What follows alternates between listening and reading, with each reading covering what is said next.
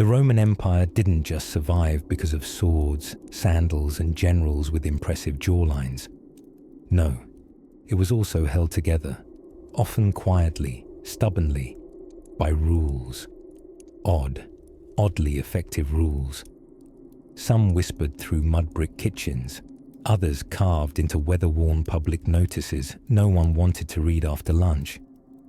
But together, they kept the whole tangled, wine-stained beast alive through frost-heavy winters and the kind of wars where goats fled before soldiers. Take, for instance, the existentially humble Roman porridge, pulse. This was not a survival dish in the flashy, feast-worthy sense. It was grey, it was warm, it was technically food. Pulse was how Roman bellies stayed lined when snow dropped quietly over outposts from Britannia to the chilly Alps.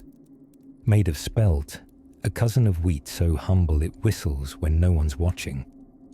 Pulse was tirelessly consumed by everyone from barefoot legionaries to senators avoiding bankruptcy, and when money ran low, which it often did, because ancient fiscal responsibility involved more hubris than spreadsheets, the empire leaned even harder into the porridge. There was even a sort of unspoken wisdom among Roman households. Hide your spices, eat your grain, and blame the Gauls for everything else. Now, huddled under itchy wool cloaks, with the wind scrabbling at the shutters, the average Roman family also operated under what we might generously call public safety by paranoia.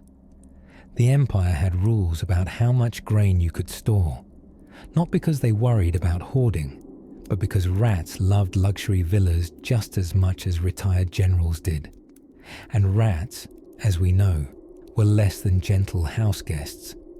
To discourage such infestations, and the fleas they imported like bad cousins, parts of the Western Empire put regulations on granary inspections. Somewhere in northern Gaul, a sleepy inspector may have spent decades knocking softly on people's storage jars, whispering, decent ventilation, very commendable. It wasn't the stuff of legends, but perhaps it should have been. What's more heroic than keeping breakfast dry? And then there was the Roman solution to winter mail. You see, when letters had to travel over frostbitten passes and various uncooperative rivers, the empire leaned on its strangely efficient cursus publicus, the Roman postal system, built not on trust, but on a rotating system of increasingly tired horses and equally tired innkeepers. These inns, or rather mutationes and mansiones, depending on whether you needed a rest or just a change of beast, dotted the empire like little breadcrumbs of state control. But during the cold months, it was understood, unofficially of course, that travellers should not irritate the host too late in the evening.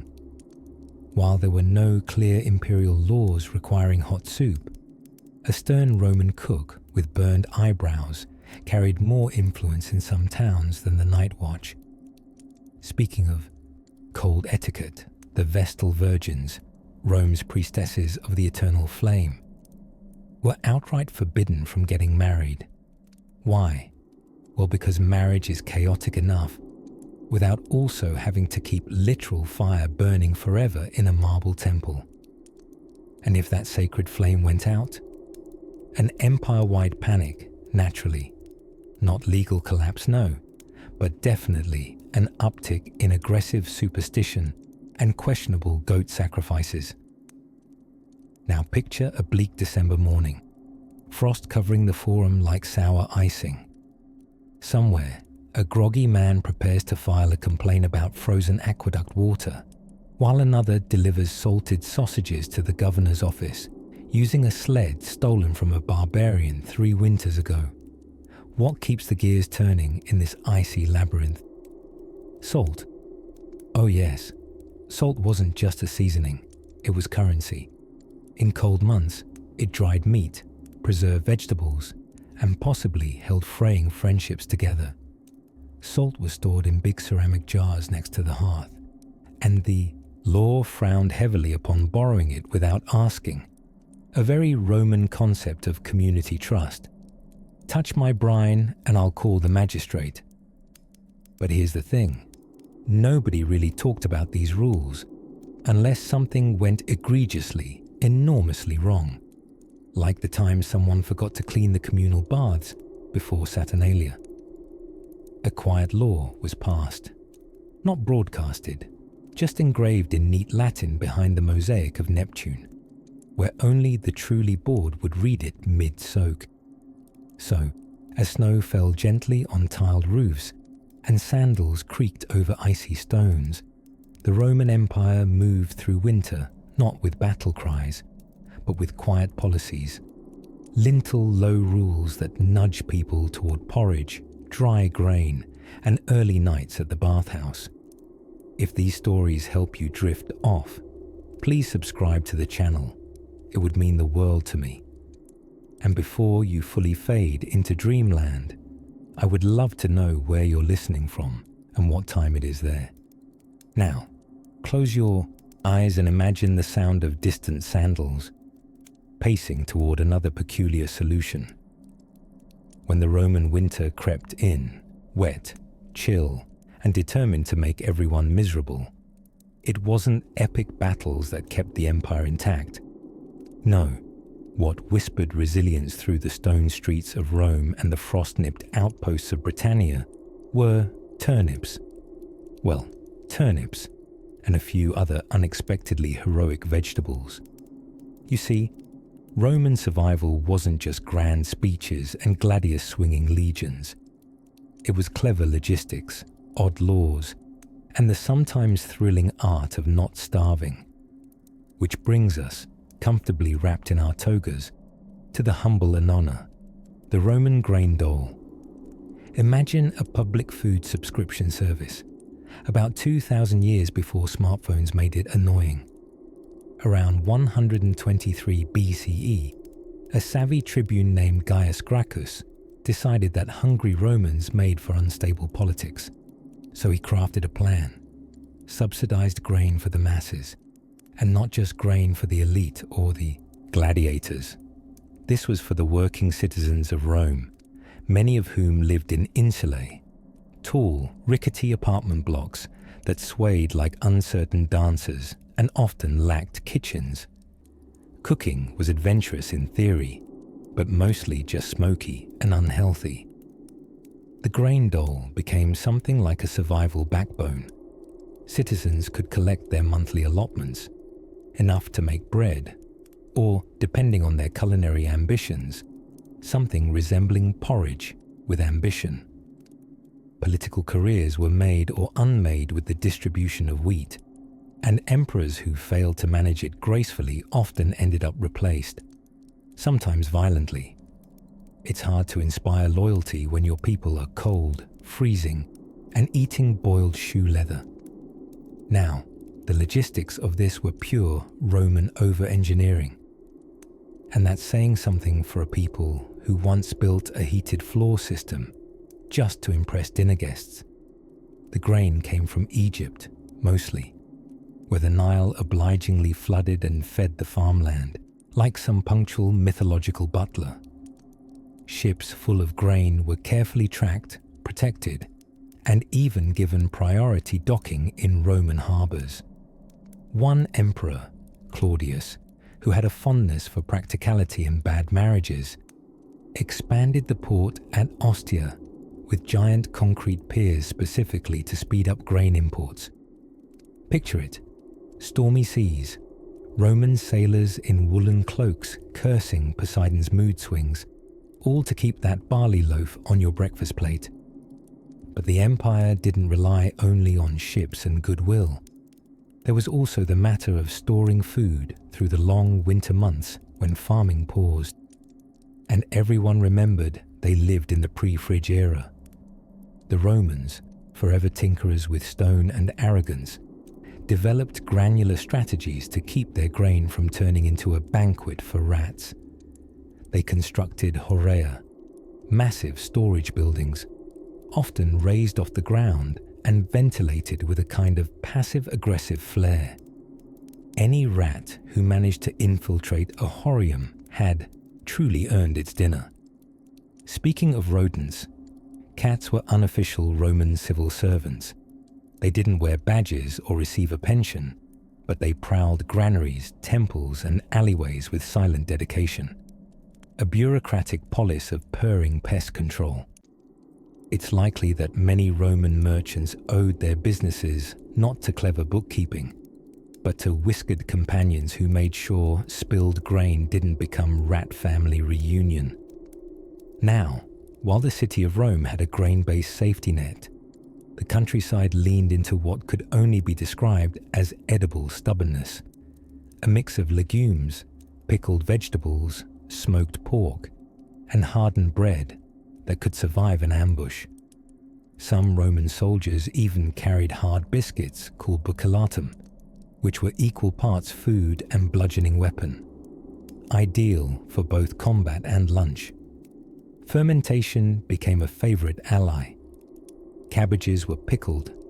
Fish sauce was made with a dedication that bordered on dark magic, and wine was stored in amphorae lined with resin, giving it a bold pine tree meets vinegar finish. Acquired taste? Absolutely. Survival fuel? You bet. But the truly odd trick that helped urban Romans endure winter wasn't even food related. It was sun. Or rather, the complete absence of it.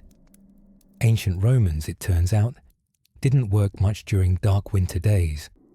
In fact, daylight saved them from burnout before it was trendy. Businesses ran shorter hours, construction paused, and public baths, those gleaming gossip temples, ran hot water to soothe joints and distract from the creeping gloom. It was, at heart, a slow surrender to nature, dressed up in stone columns and civic pride.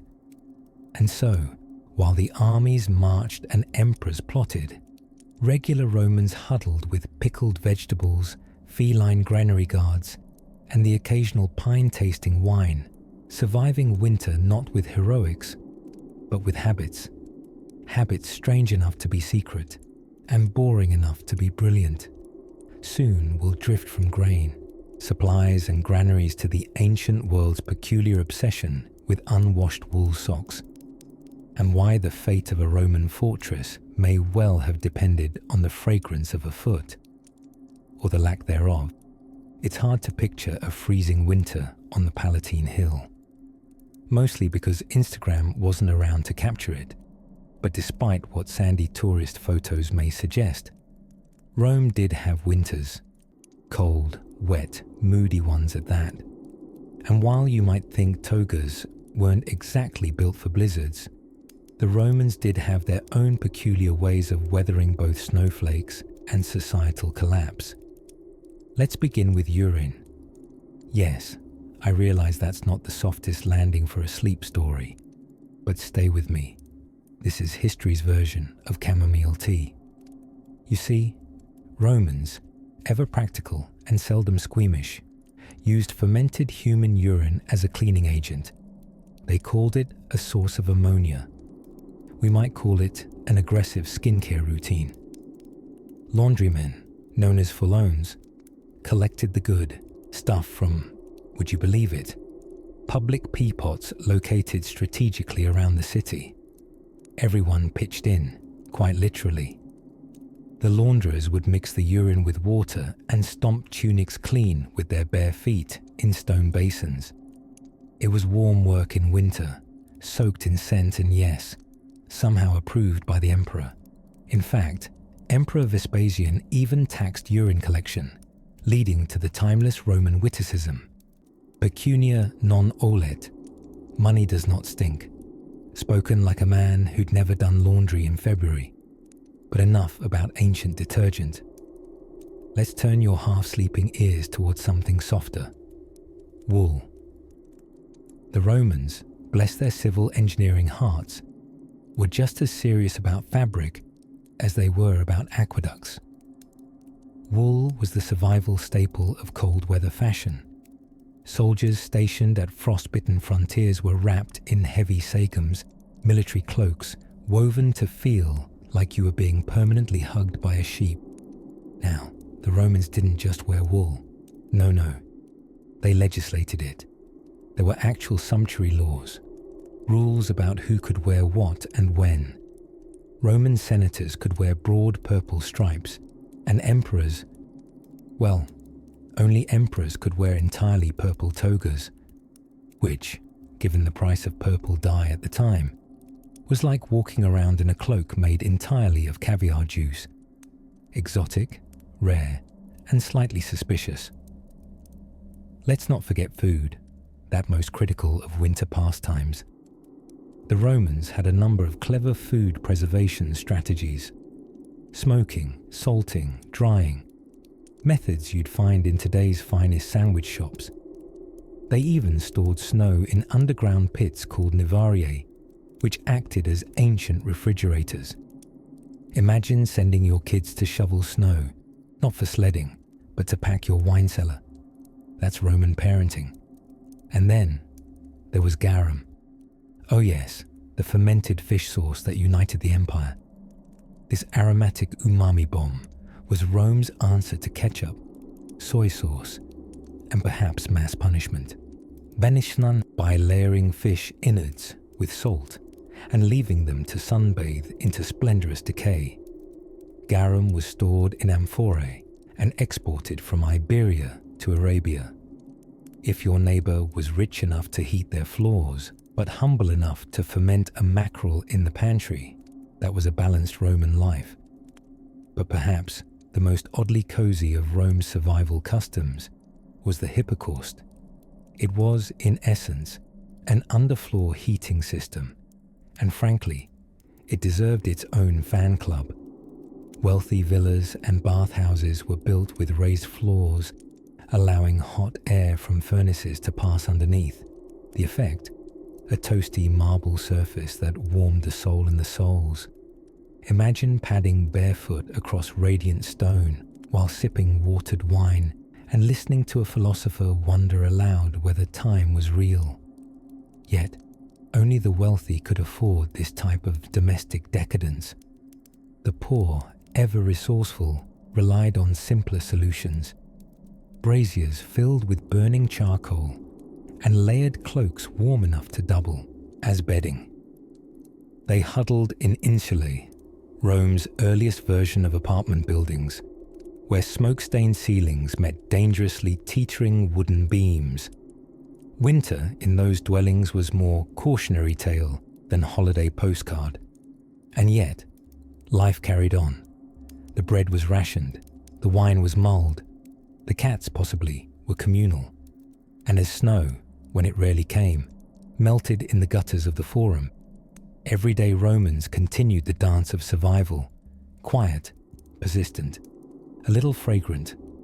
Now close your eyes, gently of course, and imagine the warm stone beneath your feet, soldered by ancient fires. Let the sleepy aroma of olive wood, smoke, and simmering lentils wrap you like a borrowed tunic.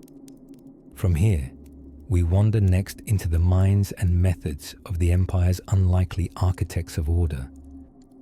The ones who didn't wear armor, but inked the rules that held the whole icy machine together. When it came to Roman winter survival, one would probably expect grand marble, furnaces, or perhaps some dramatic fire-heated aqueducts trickling warmth directly into noble toes. But no, when the temperature dropped and the days began to huddle in the corners like cold cats, the Romans relied not on sweeping architectural feats, but on something far humbler: food. And not just any food, storage food. That odd ancient brand of culinary pragmatism that quietly kept the entire empire from collapsing into seasonal crankiness and collapse. Roman food logistics was something between a slow art form and military science.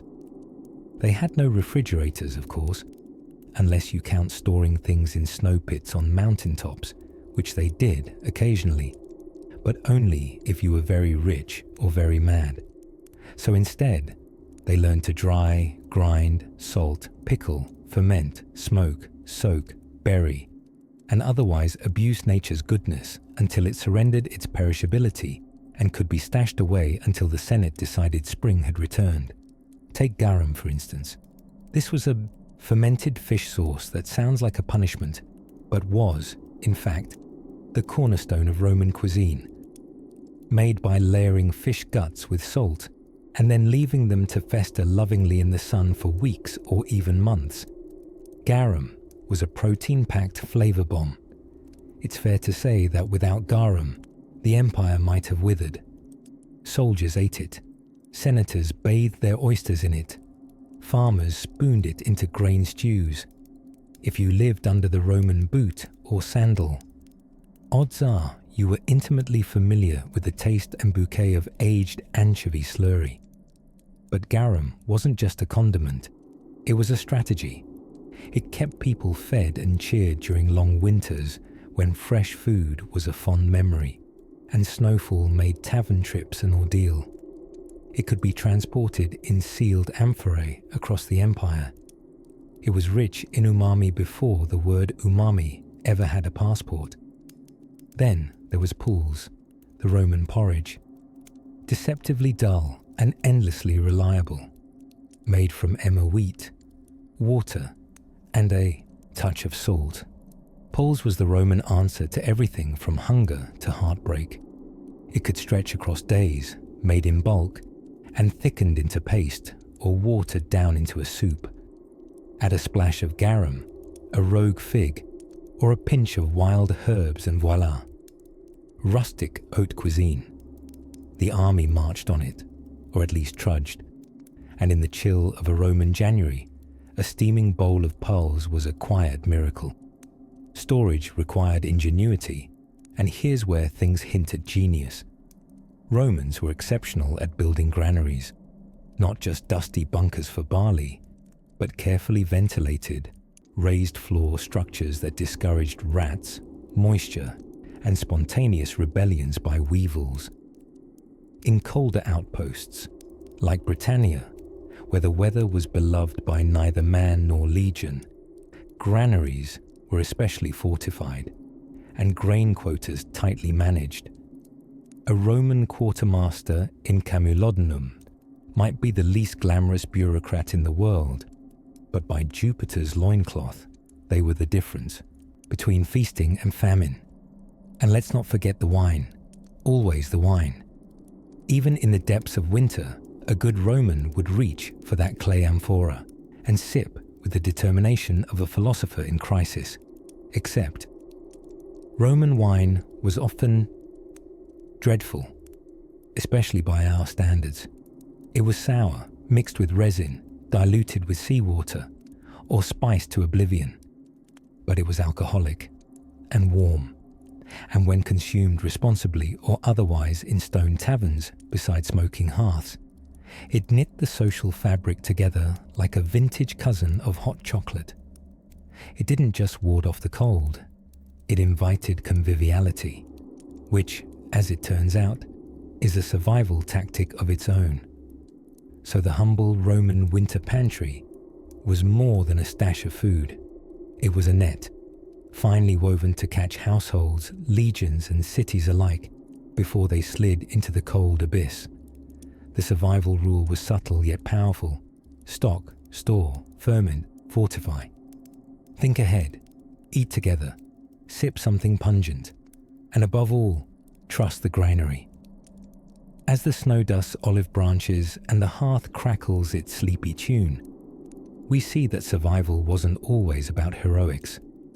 Sometimes it was just dried lentils in a jar, a pot of garum, and the firm belief that spring would somehow come again. Now, speaking of belief, next, we drift toward a survival tactic less edible but equally peculiar, involving togas, tailors, and the secret thermal layers of Senate fashion.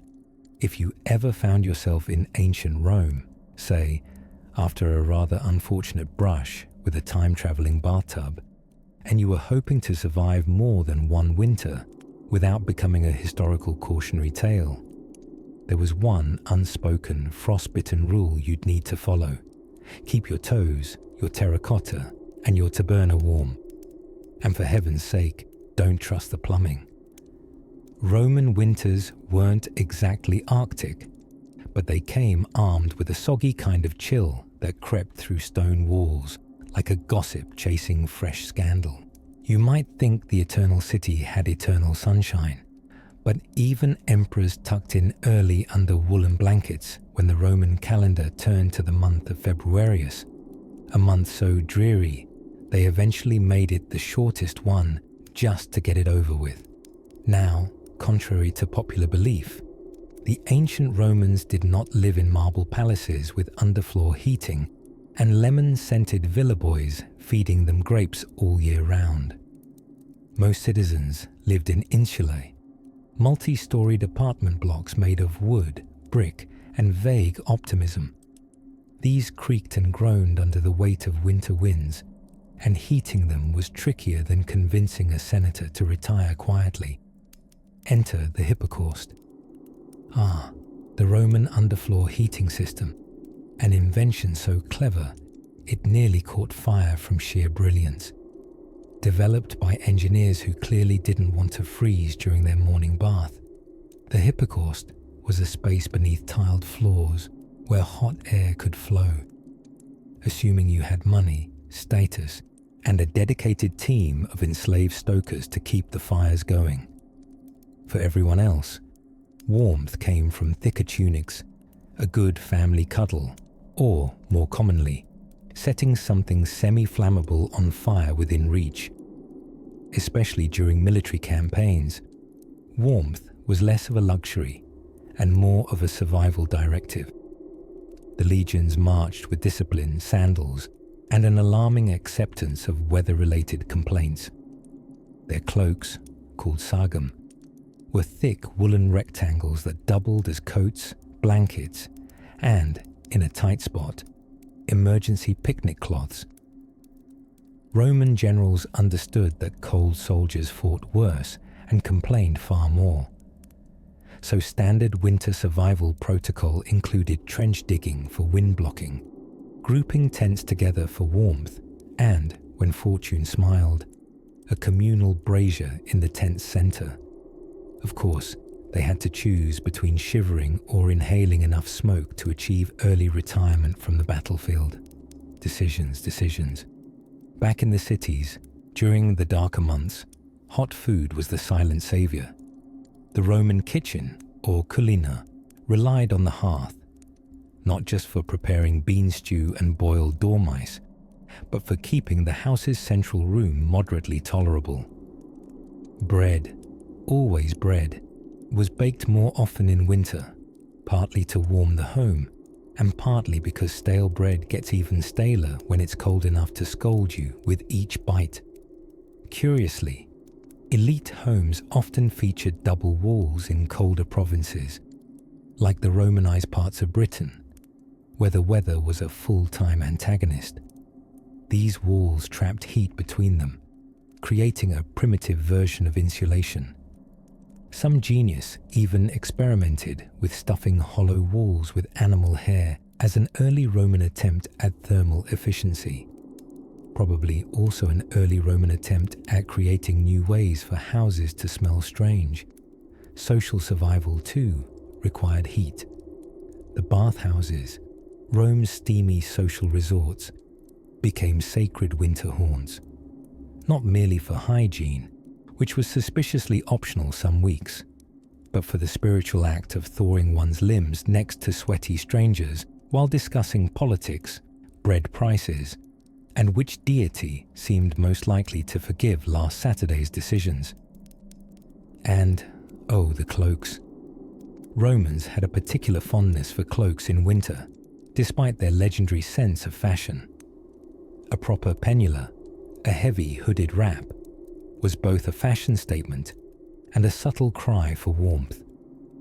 Children swaddled like winter turnips tottered behind their mothers, and even the gruffest Roman merchant could be seen clutching a hot cabbage for heat and lunch.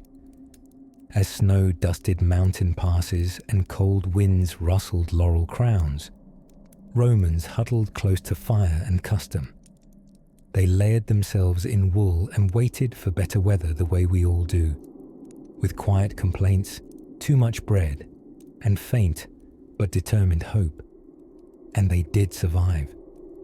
Through blizzards and wars, political scandals and undercooked lentils, the empire kept its embers glowing. Of course, not every survival rule involved warmth. Some of them required silence, secrecy, and a very particular kind of oil.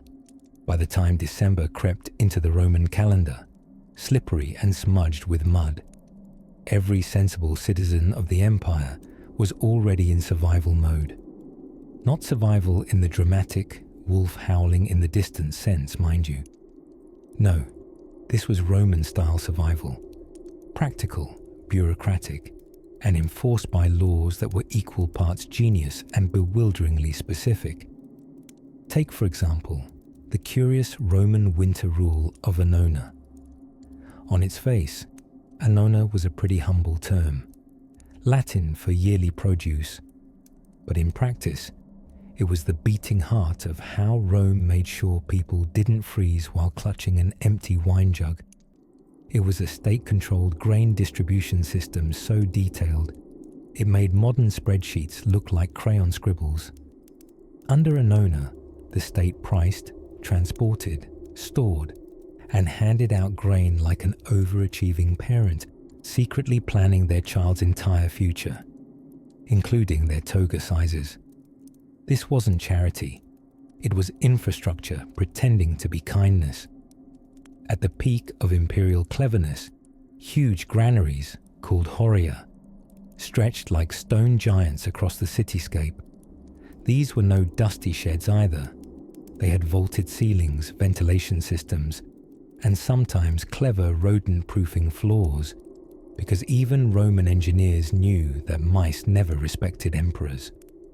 Functional and controlled by the government, the horea stored everything from Egyptian wheat to the occasional emergency lentil, for when things got really desperate. But how did all that food make it to Rome in the first place? That's where things get delightfully ridiculous. To feed the ever-hungry capital, whose population flirted with over 1 million souls, grain ships would sail from Egypt, North Africa, and Sicily. These weren't just any ships.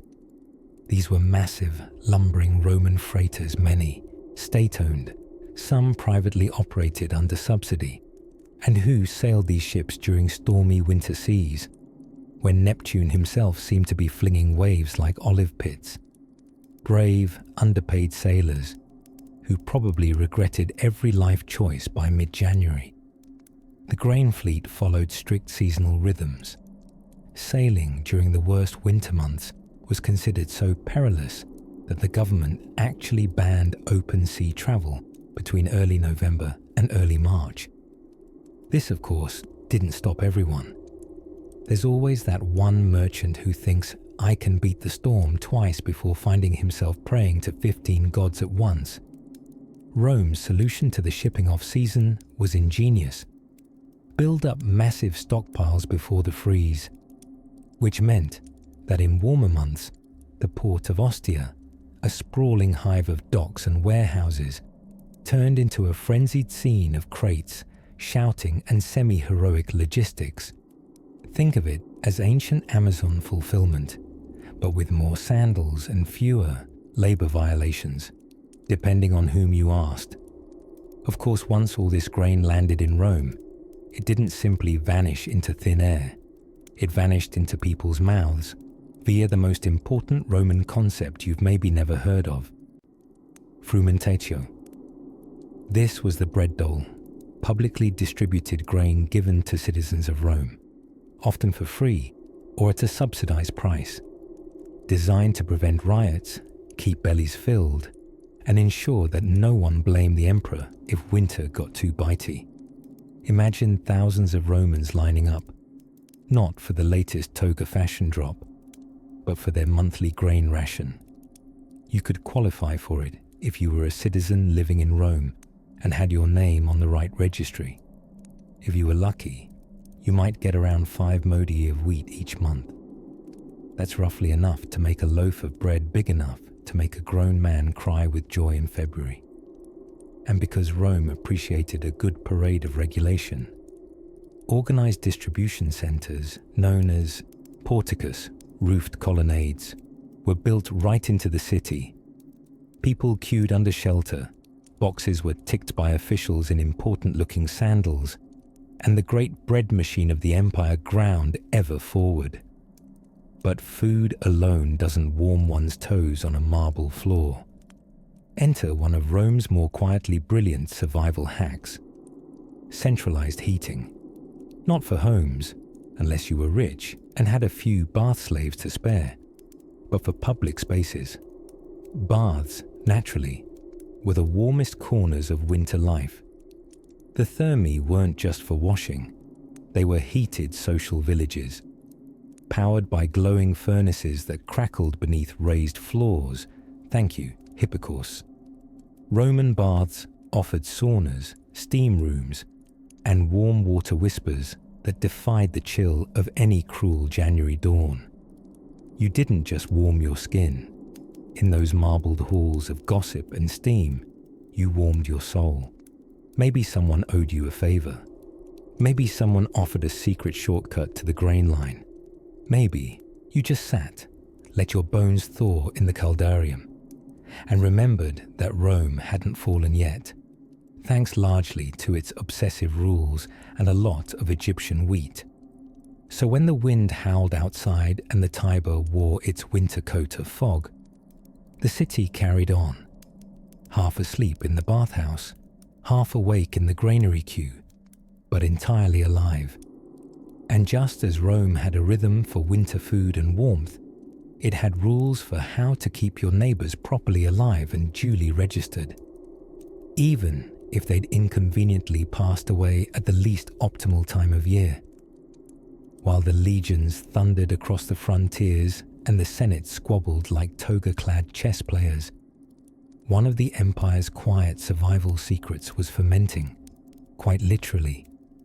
Roman society, ever keen on order, commerce, and elongated vowels, had a special affection for storage, not just coins under mattresses or scrolls in libraries, but food, wine, oil, and wisdom all tucked into earthen jars and carefully stacked against the whims of time. And when it came to getting through the long winters, or even just an especially tedious Saturnalia, nothing was more essential to survival than the humble amphora. Picture it. A crisp winter morning in the hinterlands of Gaul. The farm is quiet. The fields are covered in frost, and the sheep are existentially confused.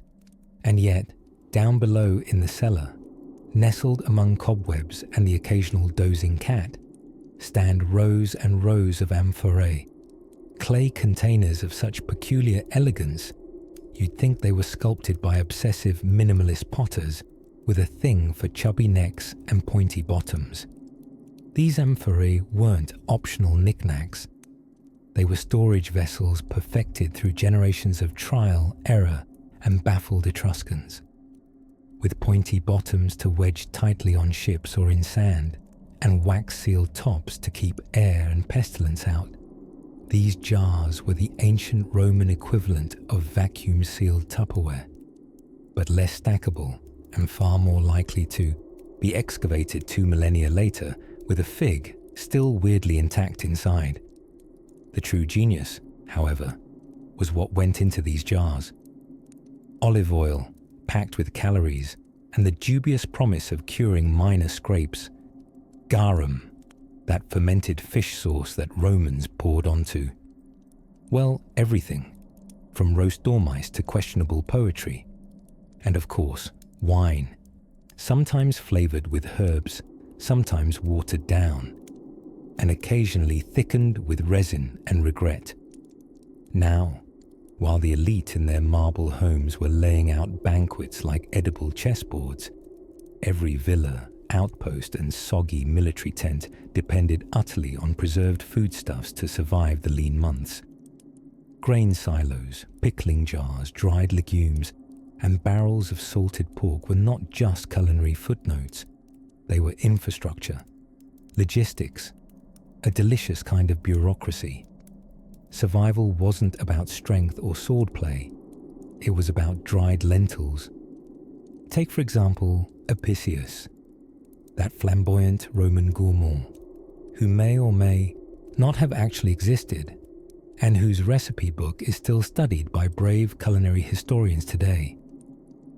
Among the many delicacies described in his scrolls, brains, flamingo tongues, and yes, more fish sauce than seems strictly necessary, are constant references to preservation. Dried fruits, salted meats, spiced honey, all forms of time travel for taste buds, which is a fancy way of saying this won't go bad before next March. Even the famously no-nonsense Roman army marched on more than discipline and sandals. Their rations were meticulously planned. Hard-tack biscuits that could survive an entire campaign season and still chip a molar. Dried beans with the personality of gravel, but the protein of legends. And of course garum, ladled lovingly over the whole mess. Imagine a legionnaire cracking open his ration bag in the snows of the Danube frontier, surrounded by pine trees and muttering centurions. His tunic is itchy, his sandals are filled with regret, but he has his dried figs. Somebody, miles and months ago, plucked those figs off a sun-drenched tree near Capua, laid them out carefully in the sun, and packed them tightly. That small act of preservation allowed this soldier a cameo of summer in the middle of winter. And really, that was the soul of Roman survival. Not heroics or heavy sculpture, just countless ordinary hands, salting meat, drying fruit, sealing jars, planning ahead, without spreadsheets, yes, but with a whole lot of passive-aggressive efficiency. Things got so advanced that storage pits were dug below the frost line, keeping supplies cool but unfrozen, while entire warehouses known as horia became the Amazon fulfillment centers of ancient logistics. Some even had primitive air circulation systems, not enough for a spa day, but quite sufficient for preventing a bean-induced disaster. In short, the Romans didn't just fight barbarians and build aqueducts. They foresaw winter and got busy drying pears. And as snug-cloaked, villagers listened to the north wind rattle their wooden shutters. Knowing their amphorae stood steady in the cellar below, they could rest a little easier. Not because fortune favored the bold, but because someone had the sense to salt the anchovies. Somewhere beyond the frost-glittered fields, a Roman baker was about to wake and stir starter dough by oil lamp. But before we drift toward the warm ovens of antiquity, we must first take one final sip of garum-scented calm. Even the mightiest empire has its cold toes and chilly realities. And so, as the Roman Empire marched its way across 3 continents, bullying barbarians and building aqueducts, it also had to work out how not to freeze to death in drafty villas and underwhelming wool cloaks. After all, glory is a difficult flame to keep lit when you've run out of firewood, and your only backup plan is a disgruntled donkey named Aurelius. You see, Romans were uncommonly good at organizing unpleasant things in very specific ways. Warfare, methodical, taxes, obsessive, bathing, elaborate, and surviving winter, especially those damp, bone-humming winters in Britannia or the wind-sliced highlands near the Danube, required a collection of survival traditions that were equal parts clever, communal, and occasionally absurd.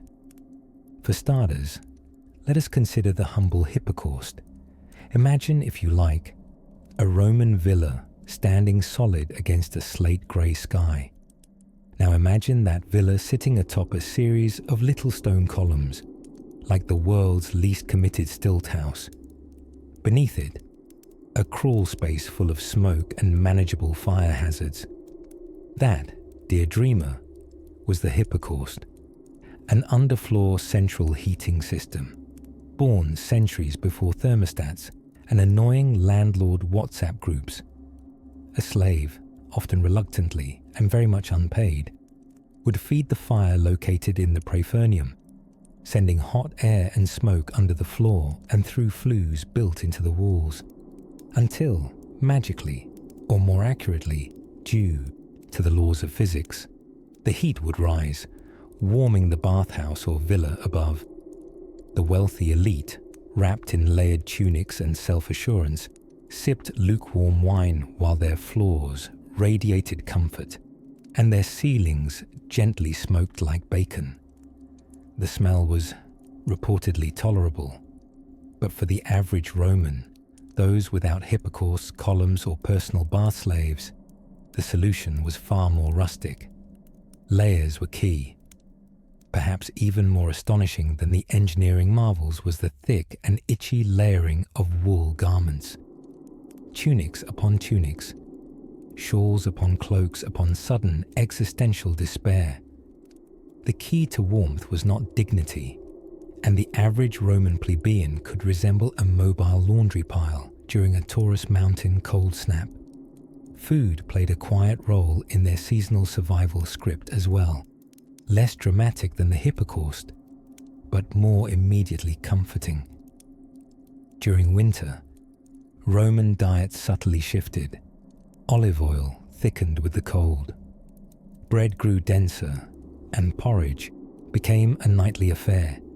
Lentils, chickpeas, dried figs, and garum, always the fermented fish sauce garum, flavored all things.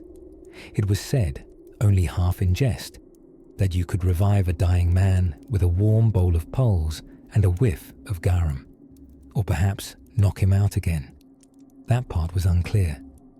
Then came the hilariously practical Roman winter footwear innovation, the soccus, not quite a shoe, not quite a sock, but definitely a source of amusement among fashion-forward Gauls. The soccus was a soft, slipperish addition, worn inside sandals to provide something like warmth, or at least something like the idea of it. Picture toga-clad figures, windswept and philosophical, sliding gently on icy marble in their proto-socks. In the military, survival had its own particular cadence. Soldiers on the frontier faced the frosts of Germania and the rude awakenings of stormy nights. So they adapted. Barracks were built low and close-packed, with chimneys and shared heat. Soldiers kept hearths burning, often illegally siphoning firewood from local forests, and used animal fat to waterproof their caligy sandals. A well-greased soldier was a warm, if slightly slippery one. And yet, perhaps the strangest survival rule of all was wholly spiritual. During Saturnalia, the Roman festival that coincided conveniently with the winter solstice, society itself turned temporary cartwheels. Masters served slaves at banquets. Gambling was permitted openly. Gifts were exchanged. And hilarity, as chilly as it may have been, wrapped itself around the hardest months like a warm scarf of sanctioned chaos. In this topsy-turvy moment, Roman survival wasn't just about physiology. It was cultural. Laughter in the cold, role reversal as resistance, a carnival tucked inside a military economy.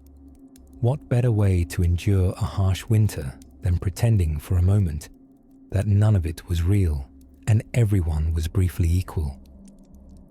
Their secret winter traditions, from strange slippers to smoked ceilings, from salty pulses to festive reversals, reveals something oddly tender about daily Roman survival. Not the grand battles or marble laws, but those small, persistent rituals that whispered, "Stay warm, stay alive." And as night folds gently over the forgotten fires of ancient villas, let's draw the heavy wool curtain back on Rome's next curious creation, one that kept the farthest corners of the empire just tidy enough, even when no one was watching.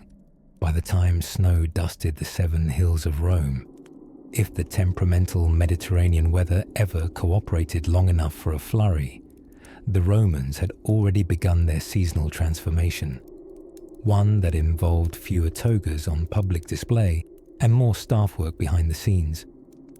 Winter, for most of Rome's history, was not a season of battles or senatorial speeches in the Forum.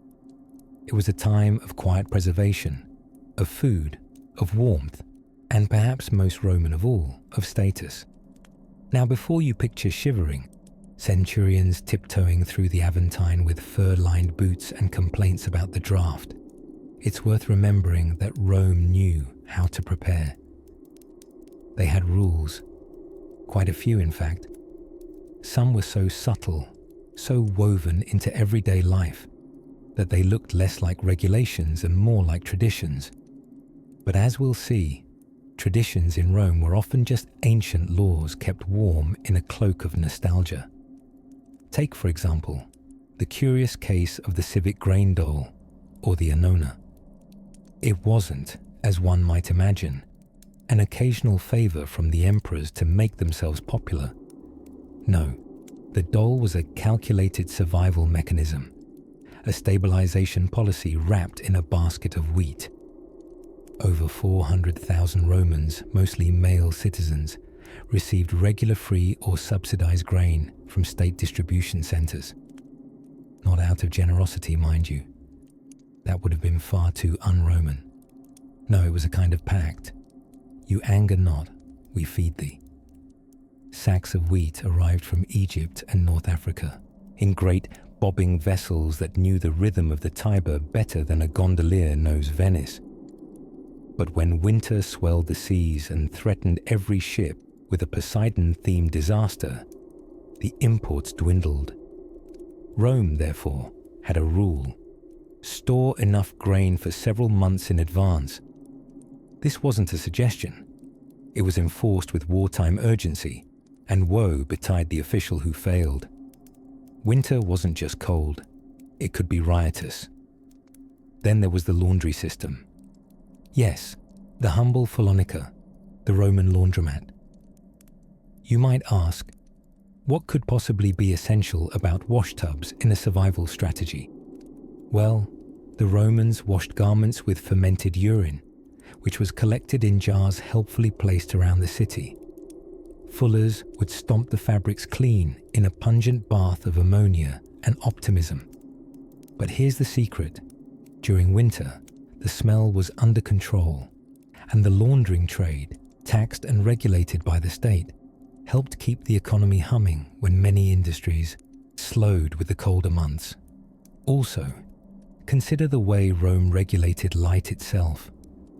Oil lamps were everywhere, glimmering in patrician villas and plebeian flats alike. But olive oil was precious, so much so that Rome maintained meticulously managed reserves and trade rules to ensure the supply. Lamps were regulated down to their wick size in some areas, because nothing ruins an imperial winter like running out of lamp oil on Saturnalia Eve. Rome might have had gods, emperors, and eagles, but it also had a bureaucracy that could tell you exactly how bright your living room was allowed to be. But perhaps the coziest decree of all lay in the calendar itself. In older traditions, Roman campaigning seasons followed the sun. March began the battles, October ended them. No general worth his laurel wreath would march an army during Saturn's season. Not because they feared snow, but because doing so would upset the social order. The gods, you see, needed their festivals. The farmers, 75% of the empire's population, needed time to stay put and prepare their lands. And the army too needed to sleep, mend sandals, and grow new grievances for the spring. That quiet, official pause may have been one of Rome's most genius survival rules. Instead of perpetually warring or taxing their colonies, the rulers gave everyone time to reset. Even the law court slowed, and debt was often cynically postponed until the sun's return. It was the closest thing ancient Rome had to a snow day. Of course, even in alleged hibernation, Rome never stopped scheming. Letters still flowed, couriers galloped with much complaining, and spies wore their warmest cloaks while gathering cold information. But socially and economically, this structured slowing down prevented chaos. It was a reminder that stagnation, when done collectively, was actually a form of survival. So as the hearths flickered, an amphorae of wine huddled in tiled cellars for warmth, Romans turned inward, the city stilled, but only the surface. Beneath it, like the Tiber in winter, the current of survival ran steady, unseen, and absolutely by regulation. And somewhere, not far from the Palatine Hill, a civil servant continued the imperial tradition of reluctantly updating scrolls, calculating olive oil rations, and possibly wondering why anyone would work in winter when you could be reclining beside a brazier with some poetry and a quietly judgmental cat. Which brings us, quite naturally, to something even colder than a Roman bathhouse in February: the peculiar politics of keeping public baths open in midwinter. Picture, if you will, a Roman legionary. Not in gleaming armor beneath the bright Italian sun, but wrapped in a prickly woolen cloak, squatting beside a smoky campfire, blowing on a pot of something that might once have been lentils. This is winter, and winter, contrary to the romantic visions of marble columns and sandals, was a practical nightmare for the Romans. You see, survival in the Roman Empire wasn't all toga parties and poetry. It was mostly logistics. In fact, if Rome had a secret sauce, other than fishy fermented garum, it was their uncanny ability to micromanage frozen chaos. One of their most underrated weapons was the humble Annona. Not a goddess, though that would make this story more whimsical. No, the Annona was the empire's food supply system, and it kept people alive with mathematical precision and a generous lack of seasoning. The Annona had a single goal: make sure the right people didn't starve when it got cold enough for marble statues to pucker. And when I say right people, I mean mostly the army and the citizens of Rome, in that order of charm and sword possession. The state didn't exactly deliver food to your doorstep with a cheerful knock and a salve, "It's pizza." But it came pretty close.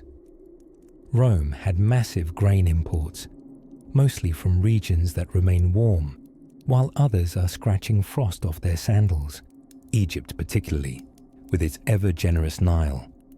Like a very punctual but overbearing aunt, Egypt sent hundreds of thousands of tons of grain annually, ensuring Rome could keep its bread queues moving faster than its political reforms.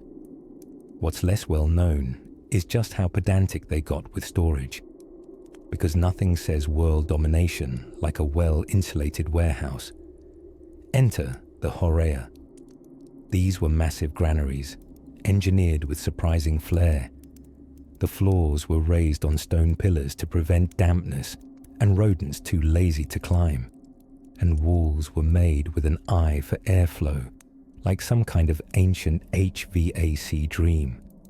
Rome was less bread and circuses, and more bread, circuses, and just-in-time inventory.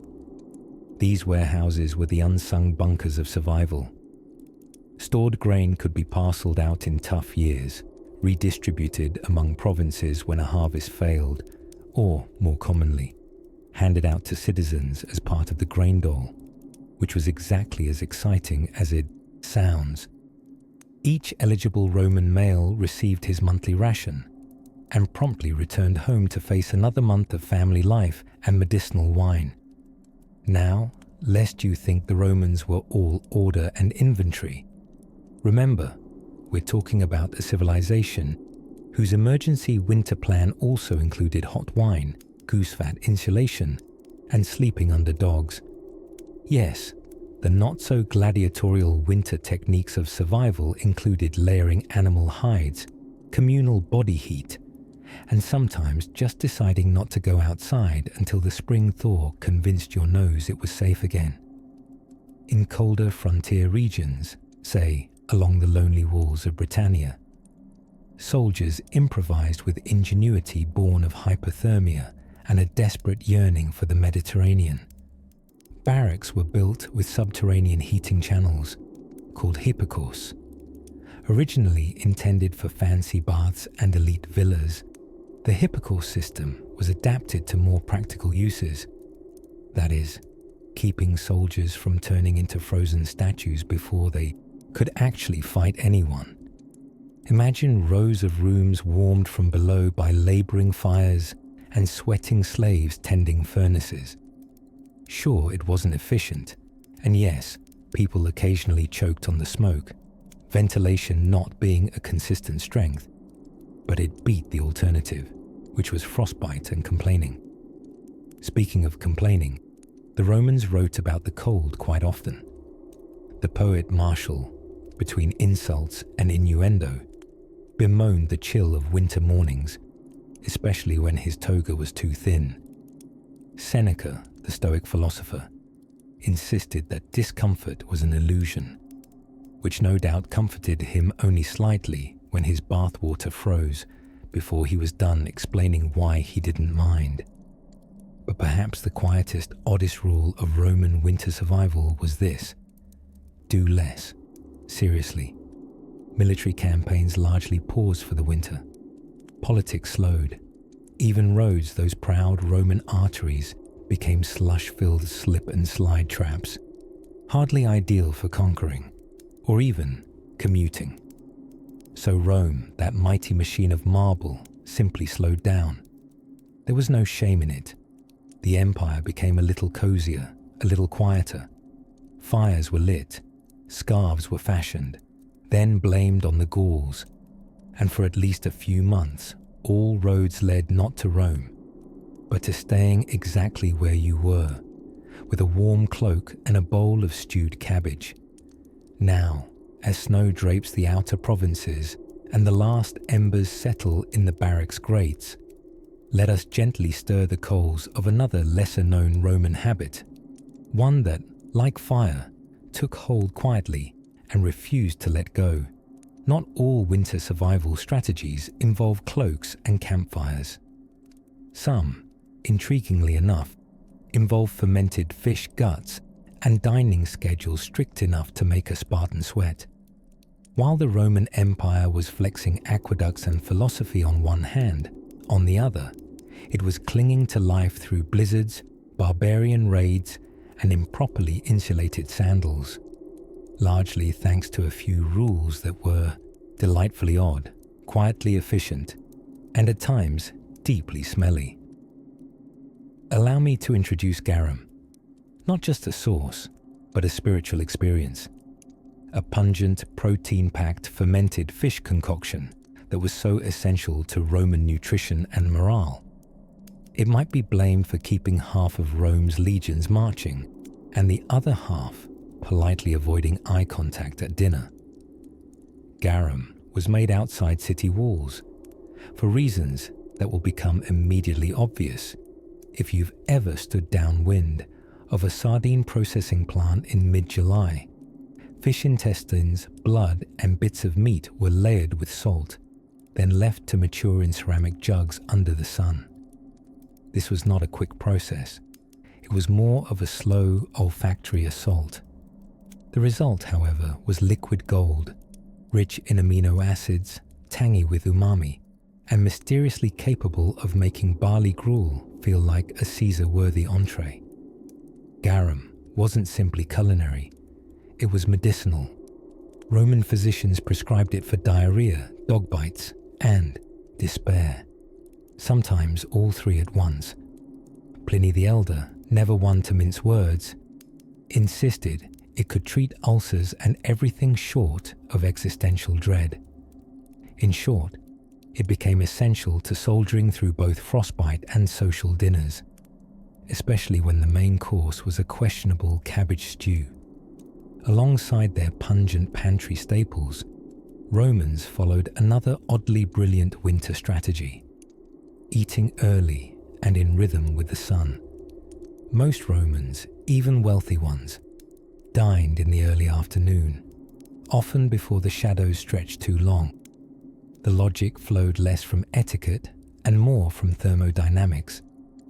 In cold months, Romans heated their homes with charcoal braziers, which were good at warming toes, but less good at negating icy drafts and the occasional wolf howl from beyond the city gates. Eating early meant making the most of the natural daylight and reducing time spent huddled around a fire trying to spear your bread roll without losing feeling in your hands. Then there were the layers. Oh, the layers. Romans were famously devoted to their togas, yes, but beneath all that noble fabric were more pragmatic tunics and cloaks, many of them woolen and secretly lined with goat hair. And while togas remained official court fashion, most Romans, especially those guarding the northern frontier, abandoned flowing drapery for trousers and cloaks fastened tightly against the elements. This, by the way, scandalized certain senators back in Rome, who saw pants as barbaric leg prisons unbefitting a citizen. But when your kneecaps are freezing and the local Visigoths look hungry, fashion philosophy tends to yield to functional warmth. Merchants, meanwhile, had their own strange winter rituals, like shifting to what we might now call seasonal haggling. Prices fluctuated based on sailing schedules and the troubling instincts of geese.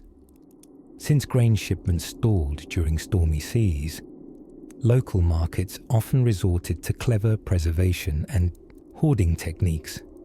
Dried lentils were bartered like relics, and salted pork attained something close to religious status. Markets grew quieter, except where someone was arguing about carrot pricing using more Latin curse words than strictly necessary. Everyone pretended spring was just around the corner. Everyone knew it wasn't. Behind house walls, one of the simplest but most effective winter survival strategies was sleeping. Not just any sleep, structured, tiered, productive rest. The Romans believed in segmented sleep, often waking between two lengthy slumber phases to read, stoke the hearth, or mutter gentle curses about how cold their toes were. This biological pause created a space for reflection, creativity, or cautious sipping of mulled wine that had slightly too much pine resin in it. Waking dreams became real plans. Souls restored themselves between log turns and wine burps. Through it all, the empire didn't just freeze over or fall apart. It simmered, adapted, and occasionally fermented its way through every winter. Between fish sauce, fleece cloaks, and early luncheons, the weird survival rules worked. Somehow, the wheels of empire continued turning, even if those wheels occasionally stuck in the snow. And as we quietly drift with them, through colonnades dusted with frost and quiet villas where braziers glow, our next path takes us into something even stranger, where Roman gods and civil engineers teamed up, quite literally, to keep the plumbing warm. Somewhere in the shadowed folds of Roman winter, when even the bronze statues seemed to shiver and the wine amphorae grew icicles like the beards of old philosophers, the empire turned not to gods for survival, but to spreadsheets. Now, they didn't call them spreadsheets, of course. That would have made no sense to Tacitus or Pliny the Elder. But in the great stoic machinery of Roman bureaucracy, entire armies of scrolls were unrolled and unfurled and fussed over, all to ensure that nobody, not even the man feeding the oxen in Umbria, froze or starved to death. This is the story of Annona, the Roman grain dole, and the survival acrobatics that went into feeding over 1 million very hungry mouths in Rome during a season when wheat didn't just fall from the sky like snowflakes. If there was a culinary equivalent of indoor plumbing, Annona was it. Quiet, dependable, and very unsexy until it failed.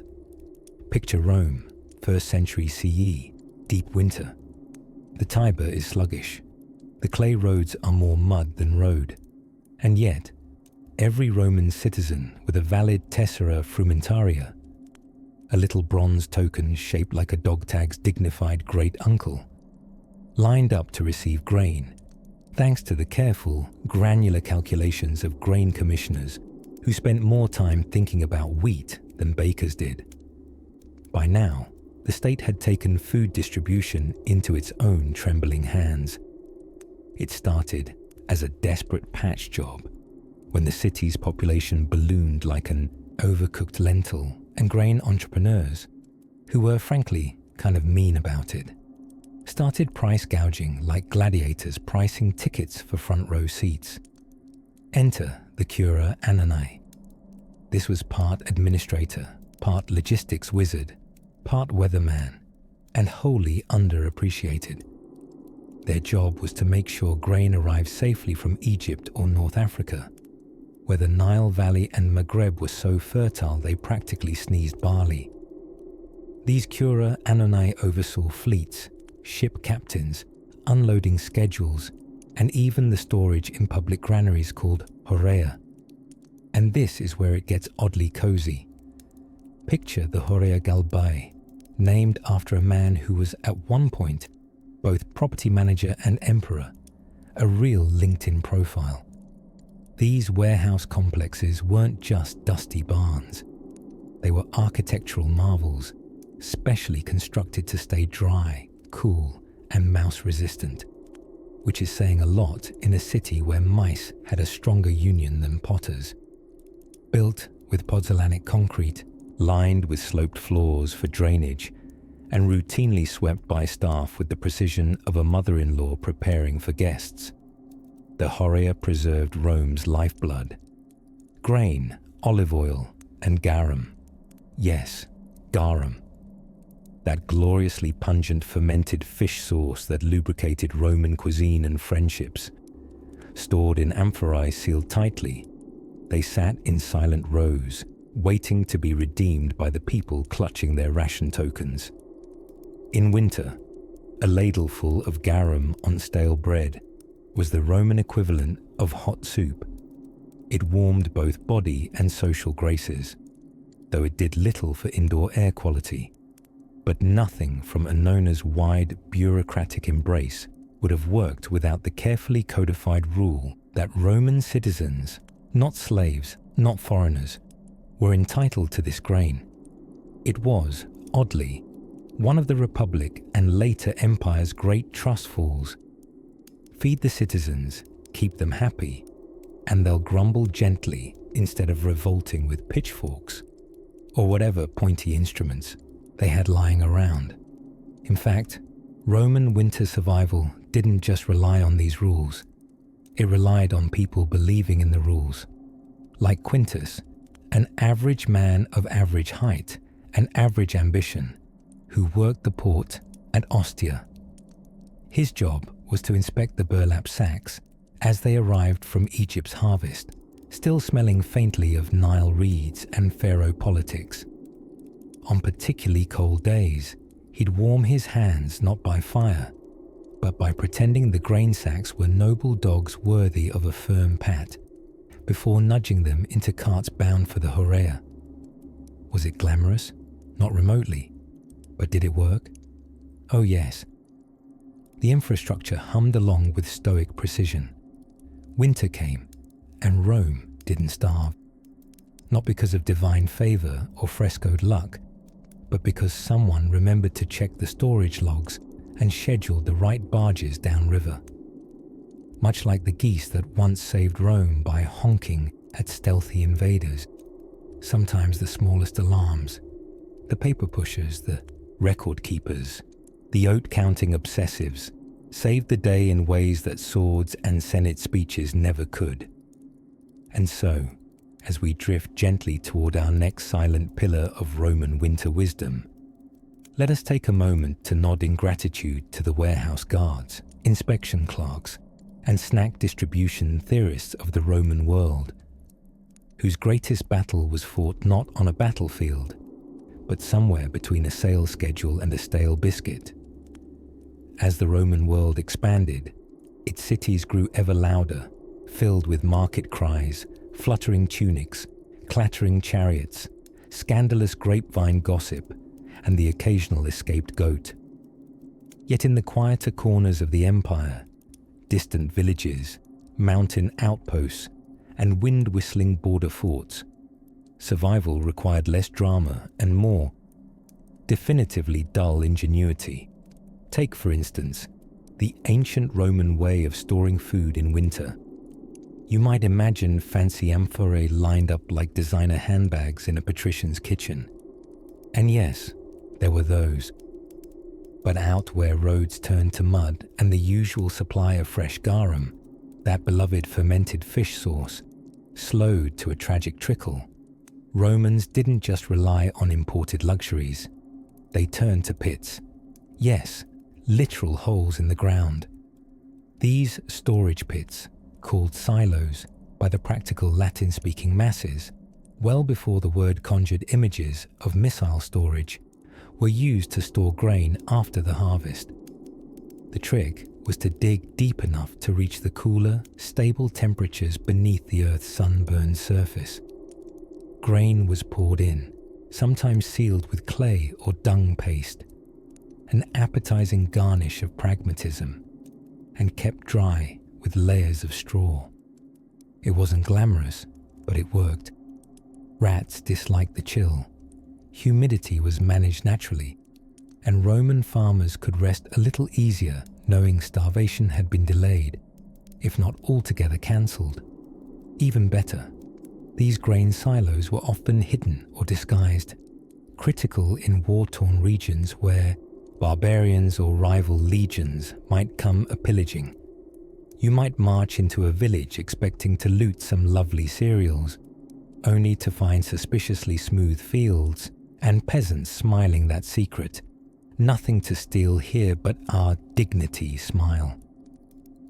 The result was one of the earliest examples of what historians might reluctantly call covert carbohydrate caching.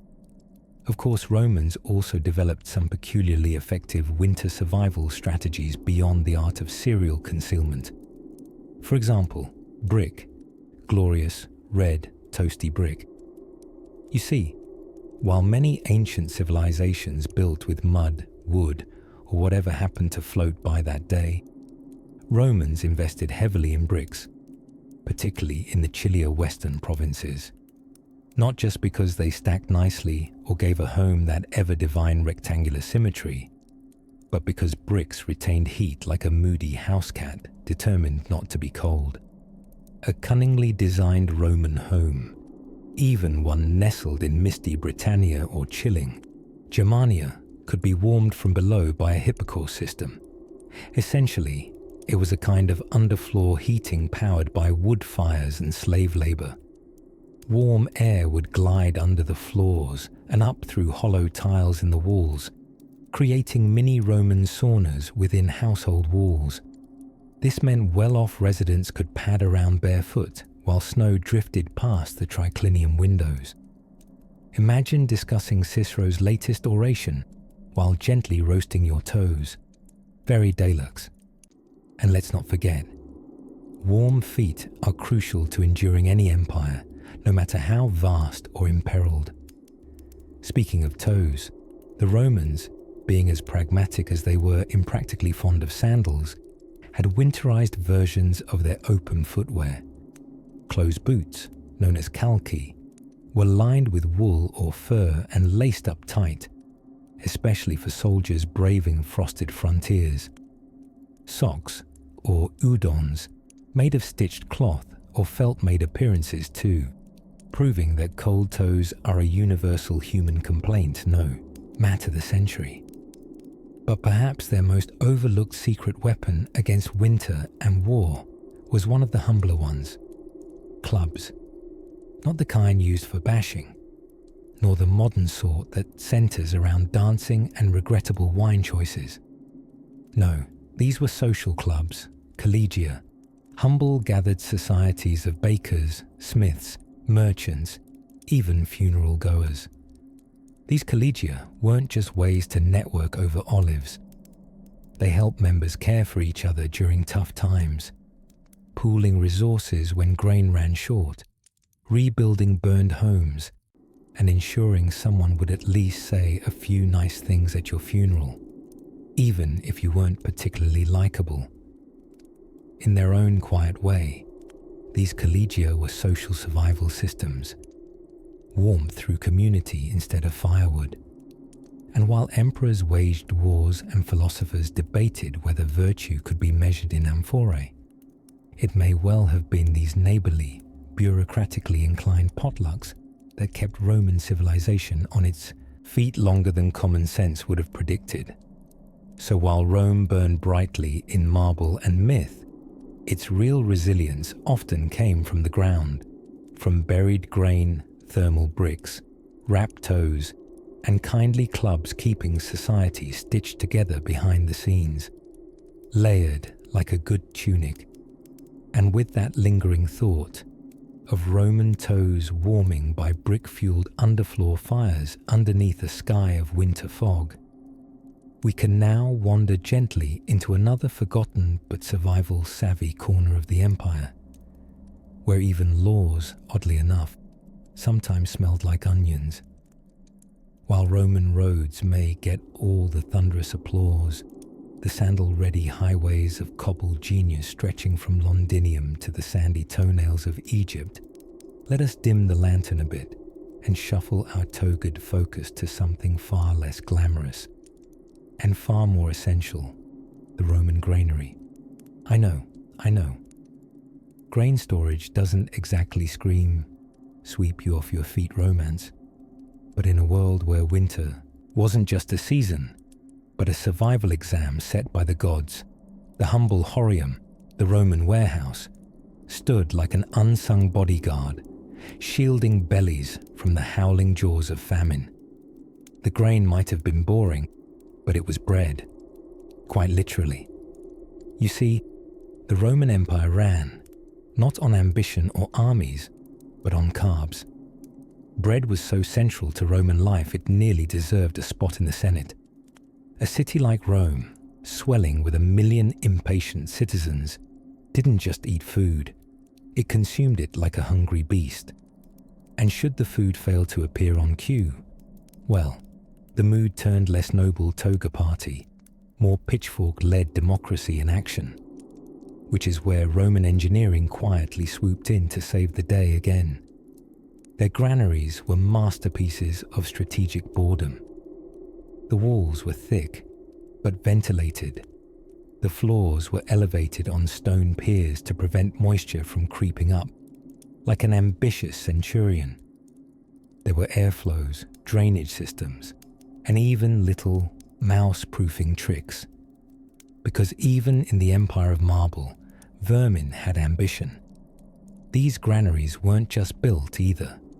They were deployed with military precision. A Roman garrison generally didn't just arrive and set up tents. They marched in, surveyed the lay of the land, and built a horium, a warehouse capable of storing enough grain to keep the men fed during siege, frostbite, or bureaucratic miscalculations.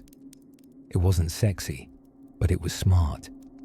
You might imagine a centurion demanding, "Bring me my sword and sandals." But just as often, it would be, "Bring me a sack of barley and make sure it's dry." Because digging trenches and repelling Gauls is all well and good until you've got low blood sugar and you're sobbing into your lorica segmentata.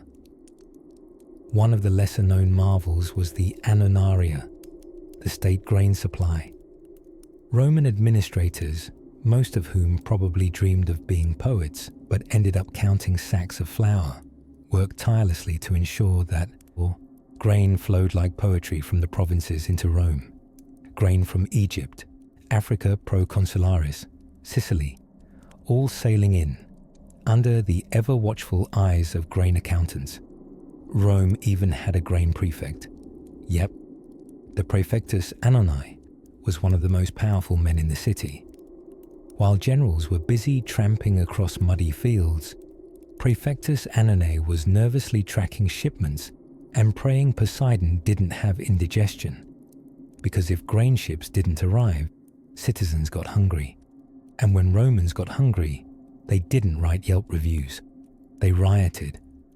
All of this, warehouses, shipping lanes, appointed officials with papyrus spreadsheets, was a survival system so quiet and constant it rarely merited much historical noise.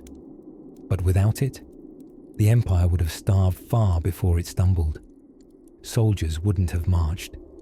Bakers wouldn't have baked. Philosophers would have had to write hungry haikus instead of espousing virtue. Interestingly, in times of siege or long winters, grain rations became a delicate dance of math and morale. The army had strict grain allowances. A Roman soldier ate better than your average peasant, though not by much.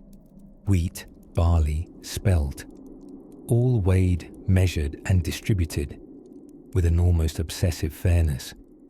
It's easy to romanticize emperors and monuments, but the empire's real legacy may well be its list-making, the very Roman gift of turning chaos into columns.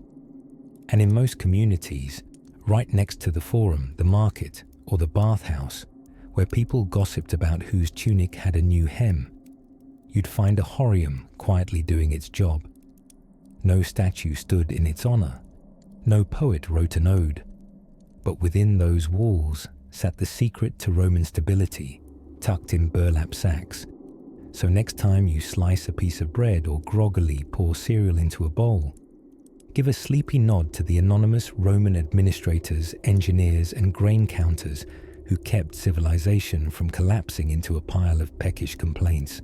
In the still hush of Roman nights, while senators schemed and aqueducts trickled under moonlight, the horium stood, silent as a loaf cooling on the windowsill of history. And in the coming tale, we'll wander a little farther from the granaries and into another curious rule of survival, one that wielded no sword, but still claimed dominion over the Roman household storyline. It may surprise you to learn that Roman survival, both literal and political, often depended on laundry. Not crisp white tunics or fashionable togas, but a stinkier sort of detergent drama.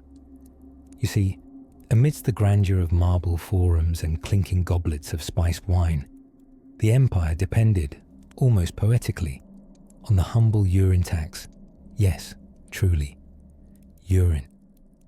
The Romans, ever resourceful and often disturbingly pragmatic, discovered that human urine, when collected and fermented, perhaps by accident, such as someone forgetting to empty a chamber pot, produces ammonia. Ammonia is a brilliant cleaning agent, perfect for whitening togas, degreasing wool, and giving linens that just unconquered gall sparkle. And so arose a curious profession, the Pholones, or Roman launderers. The Pholones operated in special workshops where they stomped on tunics in vats of warm urine. Picture, if you will, a barefoot man in a tunic rolled up to his knees, rhythmically squishing garments with a content expression, perhaps humming a tune about Caesar's Senate reforms. It wasn't glamorous work, but it was respected enough. In fact, fulling was vital to Roman life. So much so that laundry guilds had their own patron deities. Yes, the Romans had gods for laundry. Not one, mind you, but several. Salus and Fortuna might protect you, but Minerva, goddess of wisdom, also had a turn keeping your whites white. But where does one find a constant supply of ammonia-laden golden broth in a bustling imperial city? Enter the urinal jars. In larger cities, such as Rome or Ostia, public urinals were not only tolerated, they were tax conduits. Emperor Vespasian, ever the practical fiscal mind, imposed the vectigal urinae, a tax on the collection of urine, especially that obtained from public lavatories. When criticized for charging for what exited the body for free, he reportedly held a coin to his nose and declared, "Pecunia non olet," money does not stink, a saying that has survived millennia. Some coins, it seems, are immune to odor and moral debate alike.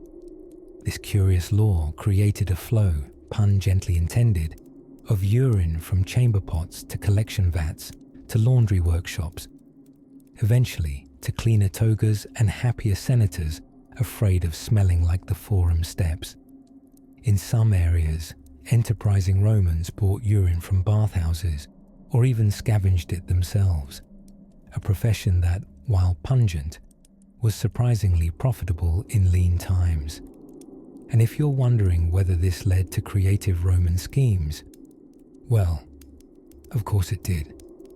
There were reports, ever so delicately, documented by scholars and poets alike, of tavern owners discreetly increasing their ale sales by offering relief bonuses in the alleyways behind their buildings.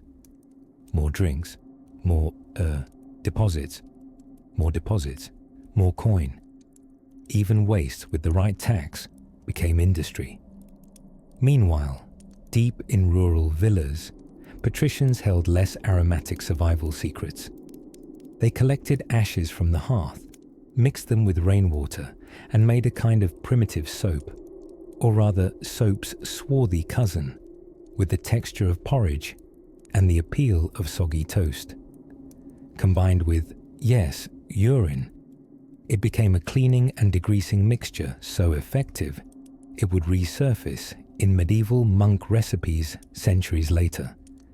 And while the Foulones splashed about in their pungent workshops, it's soothing to note that Rome didn't just outsource grime to toe-stomping artisans. Wealthier households often reserved a slave for laundry duties, a person who might spend their mornings boiling wool cloaks and muttering soft curses into the steam. Still, their efforts kept senatorial togas crisp through winter wars and summer oratory contests. So yes, the empire, whose roads reshaped continents and whose legions marched across the known world, also ran on pee, a substance flowing through the bowels of society, taxed by emperors, processed by artisans, and somehow absolutely essential to surviving daily Roman life, especially during cold months when water froze and soap supplies ran thin. You might even say that Rome's civil engineering included hygienic infrastructure, long before the designer soaps and lavender-scented convenience of our modern world.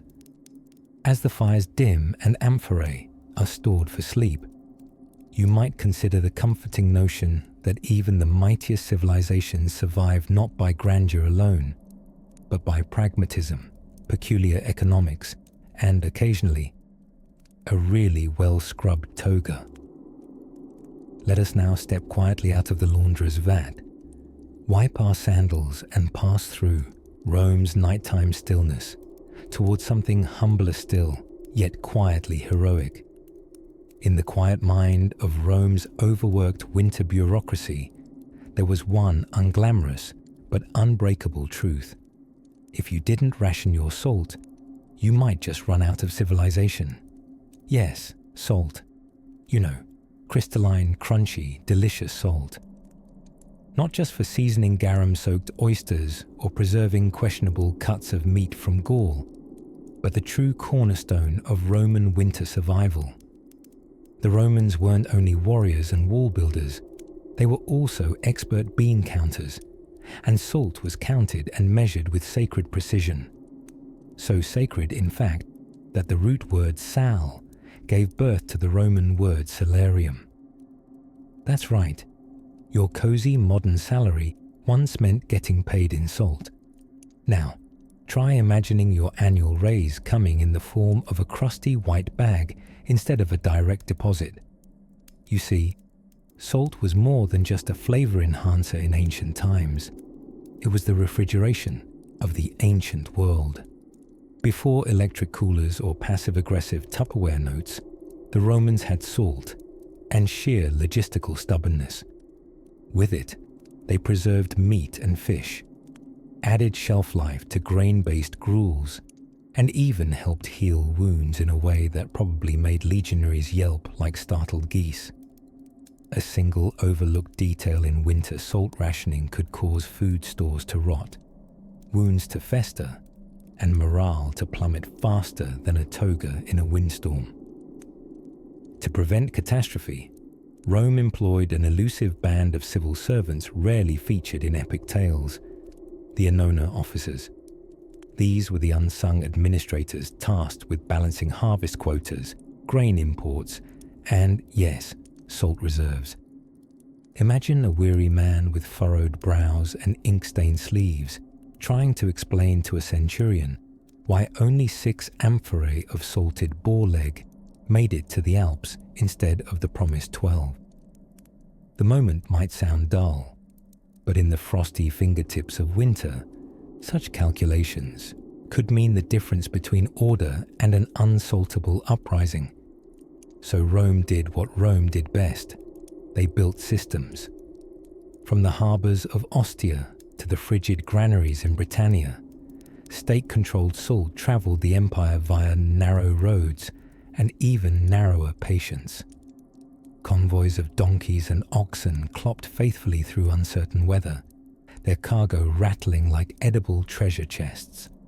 Salt, after all, had such value that entire Roman garrisons could be held together by its promise. And when supply lines failed, as they often did in winter, the military had its own secret traditions. In places where the roads became too muddy to trust and the snow too theatrical to ignore, soldiers salinated meat at camp using make-do pits dug into partially frozen tundra. They'd layer meat, then salt, then meat again, like some cold-weather lasagna no one asked for, but everyone begrudgingly ate. Meanwhile, in Roman kitchens across the empire, the preservation game played out like a delicate culinary ritual. Winter survival meant having dried fruits rolled in honey, smoked hams crusted in salt, and hard cheeses stacked like golden bricks in cool, dark corners. If you're wondering what a Roman sleepover feast might have looked like, it probably smelled powerfully of goat and had more salt flakes than conversation. But not all salt was created equal. Sea salt, harvested from sunny coastal basins, was considered the good stuff, ideal for peace treaties and respectable guests. Rock salt, dragged from the bowels of inland mines, was the less posh cousin. Useful, plentiful, but not something you sprinkled on figs if you wanted to impress a senator. Salt was even spiritual. Roman priests used a blend of flour and salt, called molla salsa, in sacred rituals. These were carefully offered to the gods in blandly divine ceremonies that, yes, slightly resembled sacrificial baking contests. You can almost hear the temple ovens humming with celestial intention. But let's linger for a moment on this image. A small Roman village just beyond the reach of the imperial highways, cloaked in snow and haze. Inside a flickering villa, clay pots line the walls, glowing dully in lamplight. A woman wraps up a smoked duck thigh in waxed cloth while humming a tune indecipherable to time. Her son counts out morsels of salted olive by candlelight. Outside, a soldier resting on leave sharpens his blade, quietly sucking on a piece of salted pork. Not because he's hungry, but because it feels like home. They were surviving not in spite of winter, but with winter. Salted, stored, and steeped in centuries of quiet, brilliant routine. And there, beneath the crunch of hoarfrost and the scratch of stylus on papyrus, the empire marched on. Next, we'll amble deeper into the coal corridors of Roman logistics, where squirrels, signal fires, and snowshoes played surprising roles in making sure no lunch, and no soldier was left behind.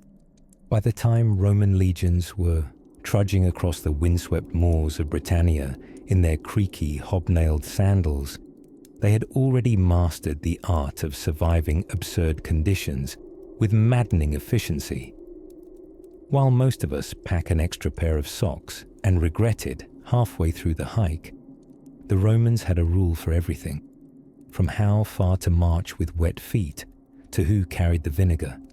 And tonight, under the gentle lamplight of ancient logistics, we drift into the realm of Roman baggage regulations. Yes, the empire had luggage rules, because nothing says eternal empire like obsessing over how much a soldier is allowed to carry before he's officially considered grumpy. The Roman solution was elegant in its cruel simplicity. Every legionary, no matter how blustery the gale or how cranky the centurion, carried the sartina, a backpack of glorious inefficiency. It held essentials such as a cloak, a mess kit, some dried food, a spare pair of sandals, and probably whatever optimism he had left. It was a cross between a mobile pantry and a walking pessimism simulator. To encourage resilience and minimize grumbles, soldiers weren't allowed to burden the supply wagons with personal items. Oh no, the wagons were strictly for vital gear, like siege equipment, medical supplies, and really sarcastic camp followers. The infantry, meanwhile, evolved into bipedal donkeys with spears. But the Romans didn't stop with backpacks. Oh no, welcome to the mule rule. Every century, that's a group of about 80 men, not 100, because Roman math had dramatic flair, was assigned a pack mule. But here's the twist. The mule got named, shared between dozens of sweating men, treated like an occasional divine being depending on the weather, and laden with tents, shovels and tools. The mule became an emotional anchor. Imagine 70 grizzled veterans taking turns feeding Cornelius the mule dried barley while whispering about trench duty the next morning. Because in Roman survival logic, a happy mule meant stable housing. Each group of soldiers was responsible for pitching and striking their pup tent. Yes, grown men, fresh off a bloodied skirmish, sleeping like oversized sardines under canvas scraps. These tents were also considered sacred gear. If a soldier lost it, he might as well misplace his dignity, or worse, his ration of wine. Wine, incidentally, was disinfectant, social bond, emotional support beverage, and basically what kept the words civilized behavior in the Roman vocabulary. Drinking water straight from a river? That was for uncivilized types. Romans added wine to water the way modern folk add oat milk to everything, whether necessary or not. This was diluted wine, of course, roughly the strength of a cloudy mood, but it kept stomachs settled and morale corked up. Now, here comes the winter twist. During the cold season, Roman troops adopted even stricter survival routines. Fires were lit after dusk, not before. Roman discipline said warmth was a reward, not a given. Campfire rotations were hourly, meaning reluctant night owls had the noble task of poking life into coals while muttering ancient Latin grumpiness. Rations were adjusted too. Salted pork became the protein of choice, often boiled endlessly in a thick stew. The result was somewhere between soup and edible regret, but it fueled the machine. Cooks had to serve this concoction in rotation, because too much of it too fast, and even the stone-hearted centurions began questioning their life choices. But perhaps the oddest cold weather habit, sleeping fully clothed, with boots on. Roman outposts facing enemy territory had strict protocols. Every soldier slept in formation, with weapons nearby and boots laced. Imagine trying to dream sweet dreams of warm baths in Carthage while softly being jabbed by your neighbor's pike. it was less of a rest and more of a strategic lie-down. And still, through storm and frost, through aching shins and clanging shields, the Romans thrived, not through magic or luck, but through structure. Tedious, tiring, slightly paranoid structure. Their most important secret. A phrase often scratched into the corners of forts and scribbled on worn wax tablets. Festina lente. Make haste slowly. A motto for watching the clouds roll above cold encampments, for warming your feet even as you plan a march, for surviving, not glamorously, but stubbornly. And beneath the sleepy weight of this stubbornness, there comes a gentler insight, one whispered down the long corridors of history, that sometimes empires endure not through heroism, but through hot stew, dry socks, and a mule named Cornelius. Now, as the fire dies low and Rome wraps itself tighter in wool and quiet orders, let us wander just a little further into the dimly glowing world of Roman postal secrets and the strange magic of empire-wide correspondence. Somewhere in the northern quadrant of the Roman Empire, where it rained sideways and goats outnumbered humans, an officer named Publius Flavius Caper found himself in charge of keeping his cohort alive during what would soon make the short list of most unpleasant winters imaginable. Snow, the colour of regret, fell thick upon the land, and the only thing shrivelling faster than morale was the legionaries' enthusiasm for rationed lentils. But Rome, being Rome, had a plan.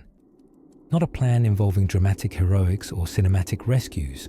Oh no, a truly Roman plan. One that focused almost exclusively on turnips and shared bath calendars. Behind the battle standards and bronze helmets, survival in the empire often boiled down to bureaucratic brilliance and surprisingly enthusiastic food storage. Take, for instance, the Roman obsession with the horium. At first glance, a horium looks like a very boring building. 4 walls, no mosaics, no columns of artistic flair, entirely self-aware of its own dullness. But within lived Rome's defensive line against hunger itself. These grain storehouses could hold enough wheat and barley to feed entire legions, assuming no one got too greedy with second helpings of porridge. Not exactly dinner party fare, but critical for weathering disrupted supply lines or unfortunate barbarian antics. Enter the Roman food officer, technically known as the Praefectus Annonae, a glorified title for the person who had to make sure nobody starved to death. No pressure. This official didn't just stockpile sacks of food. He managed what we might call an imperial hunger buffering algorithm. From predictive harvest forecasting to diplomatically requesting the Egyptian grain ships to please not sink this time, his job was less, yes, more olives. And more, if we run out of barley, someone's going to vote me into an oubliette. But we can't talk about food without talking about garum. Now, if you've never had the pleasure of smelling garum, consider yourself lucky, or softly blessed. This fermented fish sauce, made by letting fish guts lounge in the Mediterranean sun until they became what chefs today would call aromatic, was the umami duct tape of Roman cuisine. It went on everything, from meat to beans to, probably, disappointment itself. You might think this pungent potion was a luxury. Oh no, it was a dietary insurance policy. Rich in protein, shelf-stable, and capable of hiding the taste of otherwise alarming foodstuffs. Garum kept people alive, or at least distracted. Then, there was the Roman army's version of a winter vacation, building roads and fortifications in the worst weather while pretending their toes hadn't turned to ice sculptures. But there was method to this misery. During colder months, when campaigning was paused, legions shifted focus to construction, carpentry, and occasionally mastering the art of grumbling in Latin. This kept morale higher than idle chit-chat would allow, and ensured strategic defenses were improved, one frigid brick at a time. But here's where the genius turned folk wisdom into survival protocol. Rotational warming. In the deep chill, soldiers would rotate shifts not just on guard duty, but near the hearth. That's right, an official thermal rotation strategy. Warm seat time was rationed and equally shared, ensuring no one got too frozen or too pampered. It wasn't exactly spa day at the baths of Caracalla, but in a snowstorm, 3 minutes with warm toes was practically a religious experience. Even civilian households had their winter rituals. The Hippocaust system, Rome's luxurious answer to cold floors, channeled heat beneath homes much like a cozy underfloor dragon. It was not a feature found in every dwelling, of course. Most rural abodes relied upon simpler strategies, like clustering livestock indoors for warmth. The cow as a space heater, history's most underappreciated heating innovation. All of this, tightly managed grain, vigorously fishy sources, shared warmings, and architectural textiles of stone and smoke, was more than logistics. It was resilience dressed in tunics and chilled ambition. The empire endured not simply through conquest, but through coordinated coziness. And so, beneath storm-dark skies and donkey-thickened air, the rhythm of survival carried on. Fires flickered, garum sloshed, bread baked, and somewhere in Britannia, Publius Flavius Caper thanked his lucky stars he'd insisted on installing double-thick cloaks in his unit's winter kit. The empire, thankfully, came prepared, not just with swords, but with snares, stews, and a quiet understanding that sometimes victory meant knowing when to rotate the man with the coldest feet. Now, let's follow the trail of warm boots and rationed wine, drifting gently onward, toward the peculiar Roman habit of solving nearly everything with contracts, curses, or clay tablets. When the Roman Empire needed to feed its legions, fuel its cities, and not starve during those annoyingly long winters, it turned to a quiet, humble hero, the Annona. Not a person, mind you. No toga-clad bureaucrat named Marcus Annona. No, Annona was the elegant Roman term for state-organized grain supply, or, more poetically, the great imperial food plumbing system that hissed quietly in the background, while louder, flashier events like wars and Senate stabbings unfolded in the foreground. At the heart of this lifeline stood Egypt, Rome's granary in the sand. You might think the conquest of Egypt in 30 BCE was about power plays or dramatic Cleopatra-inspired plot twists.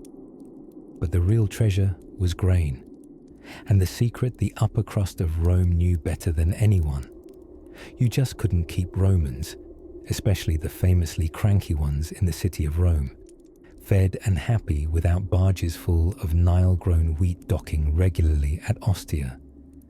And so, they crafted a set of rules, far less flashy than laws about land or legions, but absolutely vital. Rules that told people when to plant, where to store, how to ship, and above all, how not to hoard. Because if you were thinking of stashing away 10 amphorae of wheat and waiting to price gouge your starving neighbors, the Roman government had a very polite response. No. Also possibly, exile, confiscation, or worse. But it was lovingly enforced, like all good food laws. One of these rules, quietly signed into city edicts and imperial decrees, dealt with the cura annonae, or care of the grain. Yes, this was an official job title. There were men whose sole job was to watch bread supply lines like an over-caffeinated hawk. These folks had to make sure grain shipments arrived on time, were measured properly, and didn't mysteriously evaporate into some senator's cellar. When harvests were poor or shipping lanes disrupted, perhaps by pirates or the occasional flotilla-consuming storm, the Romans enacted emergency measures that we might now call grumpy government rationing. Citizens would queue for subsidized grain doled out at public granaries with the stern energy of a bureaucrat who hadn't had his second honey cake that morning. Each man had his grain allowance. Each measure was carefully observed. But perhaps the oddest detail, odd in a way that makes you blink gently and say, how very Roman, was how the empire weaponized bread in the friendliest way possible. In good years, emperors distributed free grain to citizens of Rome under the Annona Civica, turning food into a kind of edible approval rating. Augustus realized early on, if you want loyalty, don't just offer peace, offer porridge. Spoiling the people with grain helped maintain the illusion of imperial benevolence, a soft, flour-dusted political bribe. And if some emperors were particularly concerned about public image, let's say the ones who kept coins stamped with their own cheekbones, then they made sure grain ships moved like clockwork, even if it required divine bribery or a good strong tailwind, bullied into cooperation by prayer. The real magic, though, came in winter, while donkeys brayed across frozen hillsides and the Tiber grew still beneath pale Roman skies. Sellers across the empire quietly fed the masses thanks to carefully measured storage rules. Designs for granaries included air circulation to keep mold and rats at bay, and the best Roman engineers understood thermal dynamics long before that term could sour a dinner conversation. Heavy stone floors, ventilation shafts, and raised platforms turned grain storage into a kind of cold-weather ballet, each element keeping the empire full and functional through frost. Over time, the survival rules that governed the flow of flour and barley came to feel invisible. Senators debated politics, generals built empires, philosophers contemplated virtue, and in the background, anonymous officials ensured that citizens wouldn't spiral into a carb-deprived revolt. No Roman ever stormed the Senate shouting more stoicism. But cut off the grain, and you had a riot in togas. So through whispers of parchment and quiet dockside measurements, the grain system and its web of rules kept Rome alive.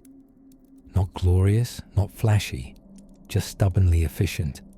Like your reliable uncle who doesn't talk much at family dinners but always shows up with the folding chairs. And as the winter skies deepened and amphorae were lined up in dark storerooms, the empire rested easier knowing that breakfast, at least, was secure. Now, as we leave the flickering torchlight of the granaries behind us, imagine a Roman street vendor warming his hands over a brazier, the scent of roasted chickpeas drifting through the cold morning air. In the distance, another survival system, stranger, quieter, is already at work. While the Romans have gone down in history as warriors, engineers, and toga-clad orators who were oddly obsessed with wine and conquest, there was one special class of Roman citizens who quietly stitched together the empire's survival like the world's most over-caffeinated grandmother, the municipal aediles. Now, you might be asking yourself, what is an aedile? And if you are, you're not alone. Even fellow Romans often forgot who they were. Aediles were elected officials responsible for managing food supplies, public hygiene, marketplace regulations, city maintenance, and, bafflingly, organizing public festivals involving gladiators, imported giraffes, and probably a very confused poet or two. Imagine a multitasking city manager, event planner, health inspector, and very stern party host, all in a single tunic. That was an aedile. Nothing says keeping the empire alive, quite like making sure your amphora of olive oil wasn't suspiciously watery, or that your neighborhood's aqueduct hadn't sprung a leak suspiciously close to your wine cellar. And if the grain delivery from Egypt was late, oh, that Aedil would be sweating through his toga before breakfast. Food supply, though, was the true heartbeat of urban survival in Rome. To the average Roman, the imperial dream was held together not by military discipline or Senate debates, but by the reassuring clatter of grain rations being handed out in the forum. If the bread stopped, the riot started. And so, the winter planning began early. Rome imported much of its grain from the fertile Nile Valley. With Egypt firmly under Roman control, the empire enjoyed a near monopoly on Mediterranean cargo loading. But this meant boats, lots of boats, sailing across occasionally dramatic sea conditions, especially during winter. And since few things sink morale, or actual ships, like a poorly timed storm, the Aedils had to plan months ahead to stockpile grain before Neptune decided to stir things up. Storage was science and sorcery combined. Granaries, known as horea, were thick-walled marvels of Roman architecture, some equipped with ventilation systems, raised foundations, and stone-lined floors to keep rodents and dampness at bay. Rats, being excellent survivors, still tried their best, which is why many grain rooms had feline guardians. The ancient Roman cats weren't just pets. They were tactical anti-famine agents, deployed to pounce and purr the empire through lean seasons. Grain was stored in huge dolia, massive clay vessels sunk halfway into the ground outside or in dedicated warehouses. These jars could hold hundreds of kilograms and looked a bit like oversized yogurt cups designed by someone who'd given up on aesthetic restraint. Yet, sometimes even hoarding wasn't enough.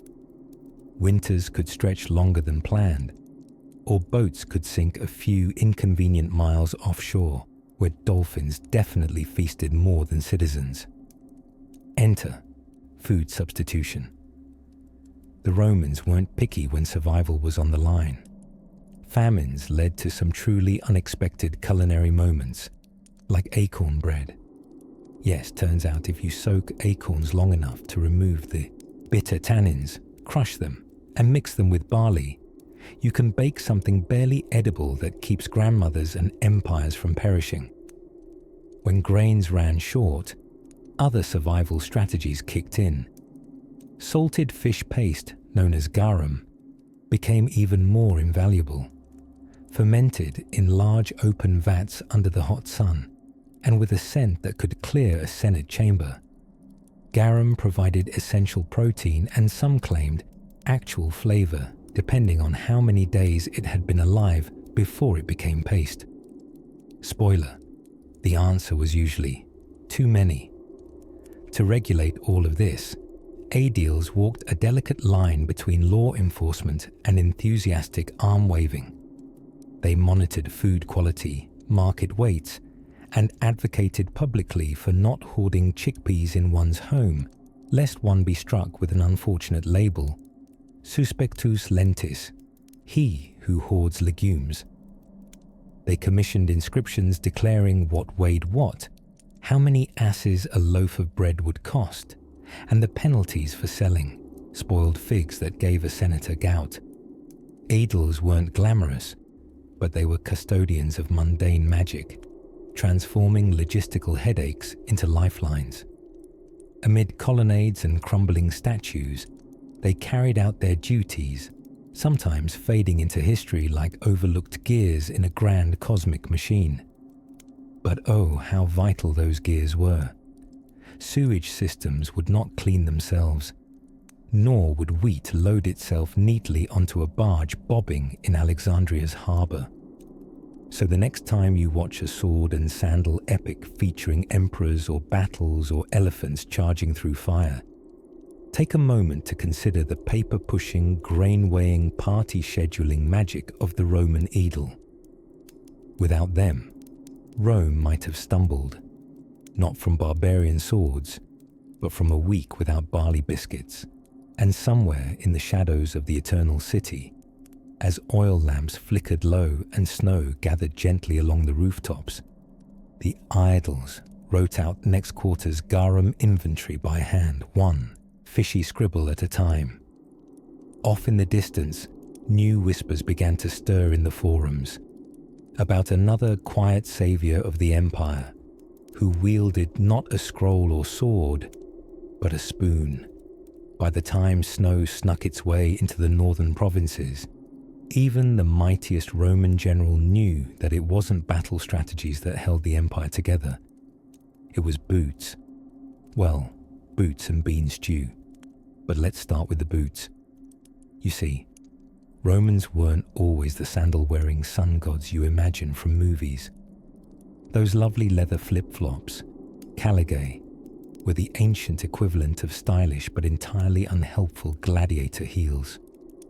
Great for marching through sunny olive groves, disastrous when your toes met a Gallic blizzard or a Danubian mud swamp. So they adapted.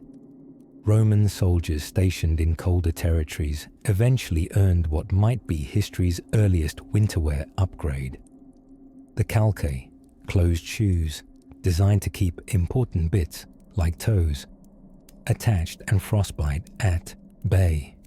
And because nothing says defending the empire quite like socks, yes, they wore those too. Not thick hiking socks, mind you, but felt or wool wrapped around the feet like cozy foot burritos. Sometimes even tied up with string. Functional, barely, fashionable, arguably. But more importantly, it showed how Rome's survival wasn't due to magic battle standards or Julius Caesar's haircut. It came from ordinary citizens figuring out how to stay warm without dying. Now let's wander into the heart of the home, an invention so comfort-based it practically whispered bedtime lullabies. The hypocaust. This was ancient Rome's underfloor heating system. Yes, before Northern Europe even figured out what fire really wanted to be when it grew up. Romans were piping warm air beneath their villas like toasty little emperors. Slaves would tend to furnaces below ground, stoking them with fuel that would send currents of hot air through stacks of flues and under-raised floors, just to keep upper-class toes toasty during long meetings about taxes and bad poetry. The engineering was almost suspiciously clever. Rooms closest to the furnace got warmer, so if you found yourself invited to a winter dinner party in a cold villa's atrium, you'd hope your name started with an A, and the seating chart proceeded clockwise from the furnace, or at least that you'd remembered to wear 2 tunics. But alas, not everyone lived in a villa with floor heating and flattering frescoes. Most Romans were crammed into multi-story apartment buildings called insulae, charmingly referred to as the urban sardine boxes. These were marvels of economy housing, which is a polite way of saying they were fire traps, where the wind howled through wooden shutters like a disappointed uncle. So how did the everyday Roman avoid freezing when winter dropped in uninvited? Layers. So many layers. Tunics on tunics, topped with cloaks, belted into vague obedience with rope or strips of cloth. The penula, a heavy woolen cape, was the fashion-forward survival item of the streets. Think of it as an ancient hoodie, if your hoodie smelled a bit like sheep and civic unrest. And where there were cloaks, there were also stew pots. Food, simple and hot, became both sustenance and radiator. Lentils simmered over charcoal braziers, spiced with whatever the market hadn't run out of. Pulse, the thick, grainy porridge of legends, returned once more to the table, with all the enthusiasm of a wet sock, but warm. Romans understood that eating warmly was half the trick to feigning comfort in a world of uninsulated walls and questionable roof tiles. Oh, and wine. Of course, not just any wine though.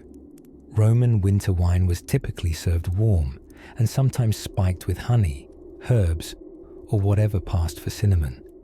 It was a mixture of getting drunk and staying alive at the same time, which is sort of the Roman specialty.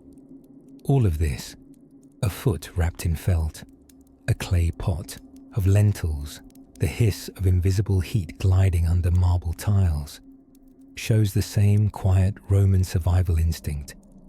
While emperors dreamed of conquest and scribes scratched out new laws, it was these small acts of adaptation, one chilly toe at a time, that kept the empire's heart pumpingly stubborn through frost and famine.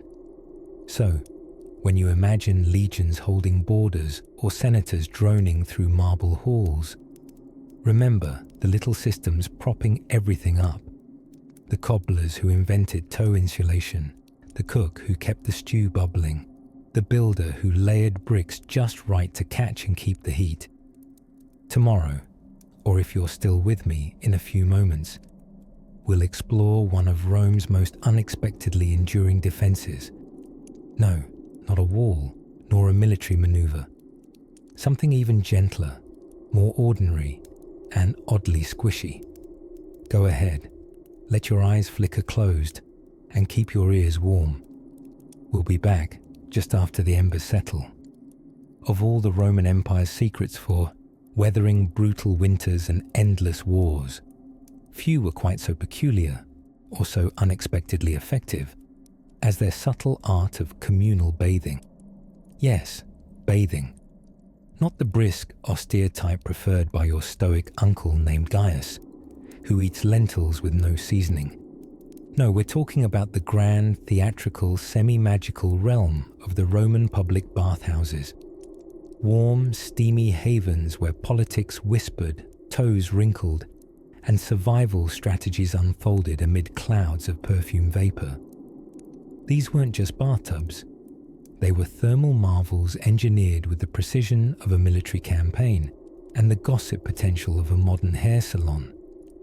You had the frigidarium, cold plunge, tepidarium, a lukewarm lobby of sorts, and the caldarium, the steamy hot room that doubled as a cautionary tale about fainting. And in the chilly months, they were the Romans' most heavenly invention, second only to their heating system, which we'll get to in a smouldering moment. During winter, especially in the urban labyrinths of places like Ostia and Carthage, bathhouses played a sneaky but vital role.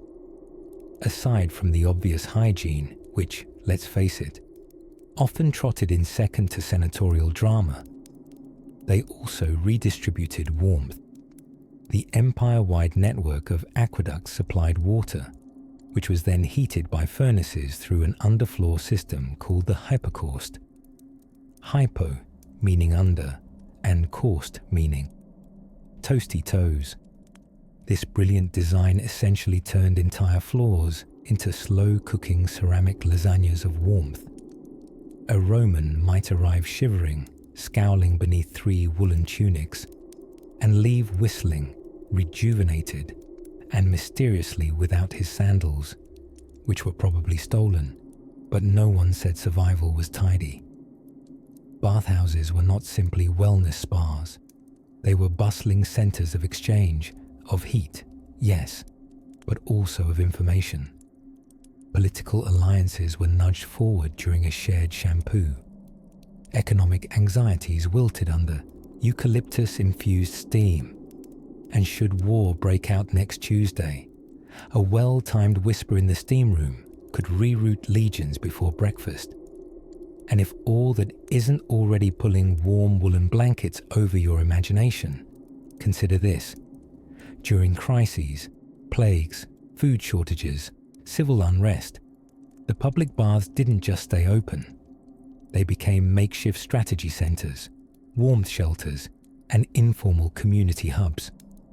A place where even the poorest Roman could claim an echoey marble bench, soak their tired bones, and briefly feel like Hadrian without the paperwork. Speaking of Hadrian, he famously expanded bath culture with a kind of imperial enthusiasm that suggested he may have been part salamander. His own villa at Tivoli featured a bath complex, that could make a modern-day spa blush with envy. Heated pools, cooling areas, art-covered ceilings, so elaborate, even the statues needed towels. But this winter magic wasn't possible without an unsung hero of Roman survival, the fire stoker. Usually a low-ranking worker, often enslaved or freed, this individual operated the furnace, feeding the flames with chopped wood and boundless patience. Entire shifts would be spent crawling around the underfloor channels, adjusting the heat like some subterranean spirit of coziness, ensuring that larger bathhouses didn't accidentally cook their patrons. It was a delicate balance between spa day and spontaneous roast. Now, the choice of fuel was strategic too. High-quality wood was burned near cities, while in more remote provinces, dried dung and reeds filled in admirably. A bit aromatic, yes, but warmth was warmth, and survival doesn't stand on ceremony. Particularly during sieges or shortages, the efficiency of these heating networks allowed entire neighborhoods to congregate in warmth, not just for comfort, but to discuss food distribution, ration schedules, and other rather chilly logistics of keeping civilization intact. In truth, the Roman bathhouse should have featured on their military standard right next to the eagle, because empires don't just run on conquests, they also run on clever plumbing, anonymous sandals, and the occasional awkward encounter with your family senator in a loincloth. So next time you enjoy a hot shower or step into a heated room, spare a drowsy thought for those forgotten Roman engineers who, in moments of frost and empire-wide fatigue, invented a way for citizens to gather, wash, scheme, and survive. And now, as our imagination evaporates gently like steam on mosaic tiles, let's follow another thread of Roman ingenuity, this time involving snow storage, fermented fish, and the surprising economics of winter feasts. As a soft breeze might nudge the olive branches along the Tiber, let's drift now into the quiet, dusty heart of a mystery, not found in marble magniloquence nor military might. No, tonight we look at something subtler, how the Romans weathered not just legions and laws, but actual weather, particularly winter cold and the warm threat of running out of food, a topic utterly unglamorous, which is precisely why it's so delightfully important. The Romans, for all their grandeur, were startlingly practical when it came to the business of not dying. Survival, after all, requires fewer golden togas than one might assume. And when frost crept through the Apennines and the wheat shipments from Egypt hit a snarl, no number of debate-cloaked senators could talk you out of starvation.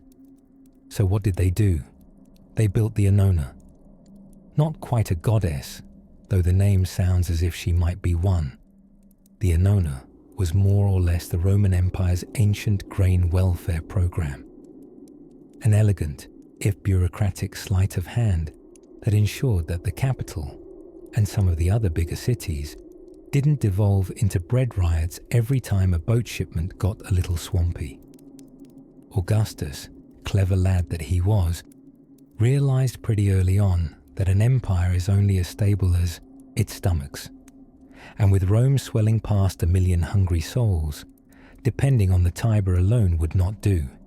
So grain fleets, big ones, started sailing down from Egypt, North Africa, and Sicily. And just in case you think that's quaint, do picture this. Dozens of commercial ships, each the size of a small field, full of wheat. Managed, not by some tightly bound scroll passed from senator to senator, but by a tangled system of imperial agents, professional bakers, and logistics experts, one of whom was almost certainly named something like Gaius Spreadsheeticus. These fleets were unloaded at Rome's port in Ostia, sorted in warehouses with dry, dreamy names like Horea, then shipped up the Tiber to fur-covered clerks with extraordinarily detailed opinions on moisture levels, And yes, they had regulations. Oh, did they ever?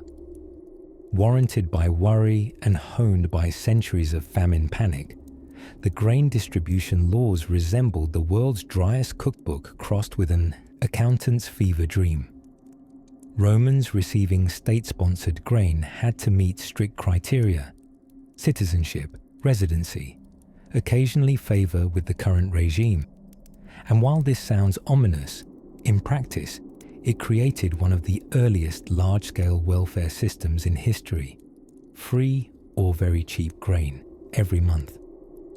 And when the grain still didn't stretch enough, behold, the emergency bread ration. A dull, dense loaf, more survival than supper. It could be stored for weeks, gnawed like an edible brick if need be, and came in handy during wars, poor harvests, and any year ending in 83 when something was bound to catch on fire. But winter demanded more than wheat.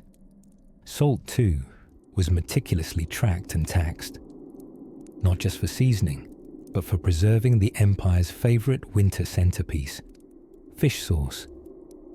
Yes, dear listener, our gentle Roman friends survived much of their cold seasons with generous glugs of fermented fish juice called garum. It was Roman ketchup, if ketchup had the personality of a Renaissance sword fighter and smelled like Poseidon's laundry basket. Garum was poured onto almost everything: meats, vegetables, and even fruit, which might sound odd until you realize modern chefs rival Roman sensibilities when blindfolded near a marmalade reduction. And if a Roman household feared running out of firewood or fresh food in frostier times, they had the foresight to pickle, dry, smoke, and seal almost anything. Mushrooms, olives, peaches, mystery meats, all stored in ceramic jars buried just so, or hanging from hooks in kitchens where cats became fat off charcuterie scraps. But strangest of all, perhaps, was the art of second bread, a leftover of soldiering life. When wheat supplies were low, Romans would sometimes rebake old stale bread into new loaves by crumbling it, mixing with water and salt, and toasting the concoction into something vaguely edible. A Roman toast biscuit, if you will, with a hint of resilience and regret.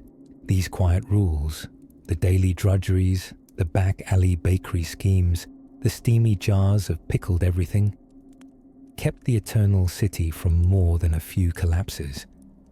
While emperors basked in colonnaded baths, it was these patient mechanisms that warmed and fed the families seated by smoky hearths.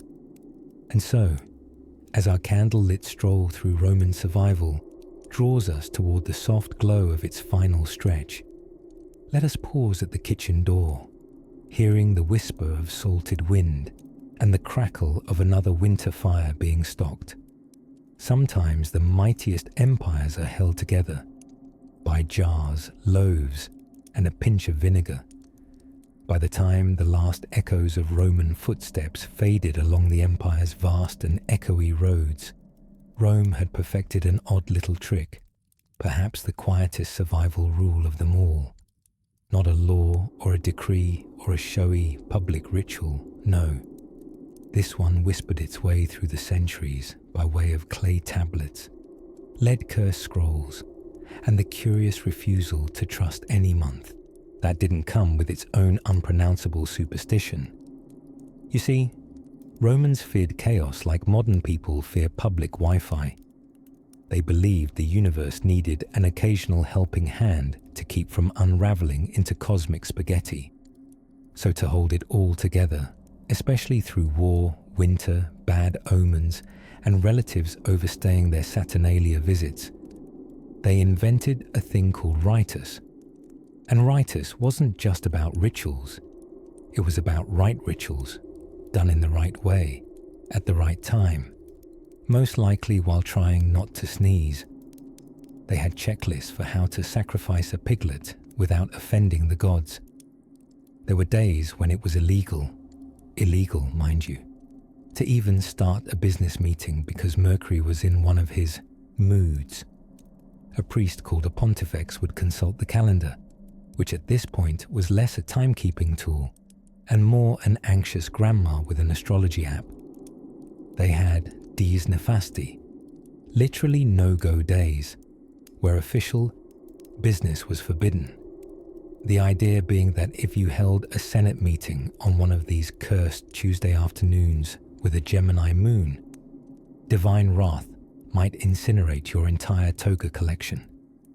This takes us rather snugly into the cozy world of omens and signs, a survival technique for the empire that didn't involve spears or walls, but birds. Yes, birds. The Romans took augury extremely seriously. If a flock of geese honked at you just so while you tied your sandals, that might indicate a prosperous campaign, or dysentery. It really depended on which direction they honked in.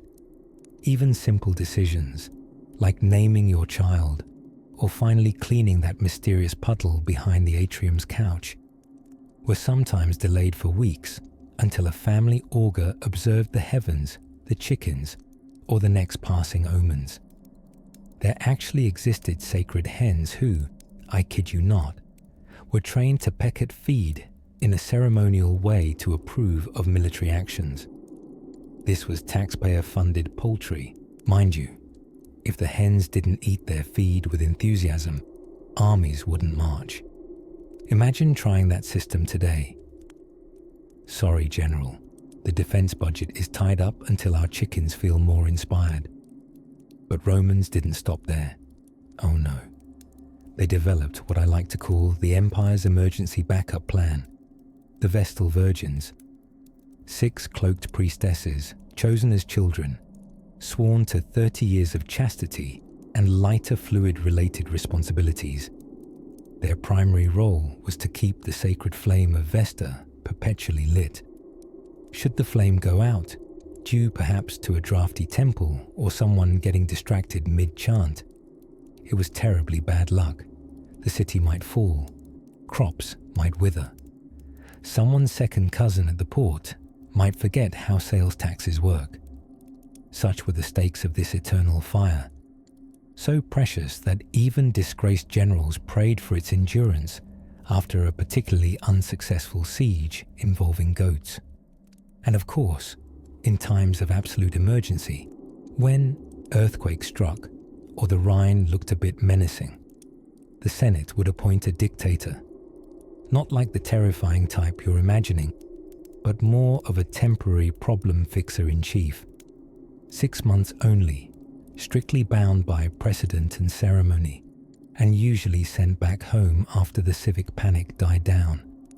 It's hard not to chuckle now, imagining a dictator's term shorter than some library book loans. But such was the Roman compromise. Flexibility, because rigidity breaks, even in an empire famous for its marble. Perhaps the most quietly remarkable rule, though, the one that may have kept Rome alive longer than any army or wall, was this: never toss anything out if it might someday be useful. They did not, for all their grandeur, waste. Clothes were patched generation over generation until they'd probably seen 3 emperors come and go. Broken tools were melted down or reforged. Even their gods were recycled. Foreign deities adopted and renamed like stray cats. There was a resilience here that had less to do with conquest and more to do with subtle stubbornness. Rome didn't always win because it was the strongest. Sometimes it simply outlasted everything else that tried. And so, in the quiet of night as candles flickered across the Palatine hills, smoke curling upwards like whispered prayers, old rituals persisted. Fires stayed lit. Chickens continued to make strategic recommendations. And citizens, wrapped in threadbare cloaks, still looked to the stars or the market geese for a sign that, just maybe, the world would turn one more time before morning, which, in the end, might be all anyone ever really needs. Now, with the Roman winds cooling the stones of long crumbled streets, it's time to rest. The Empire, with all its odd flame-tending, omen-watching ways, has done something we rarely credit it for. It encouraged the world to keep going, even through the night. So close your eyes. The chickens are sleeping, the flames are steady, and the stars are in their place. All is well in the Empire. Sleep, dear citizen. Sleep well.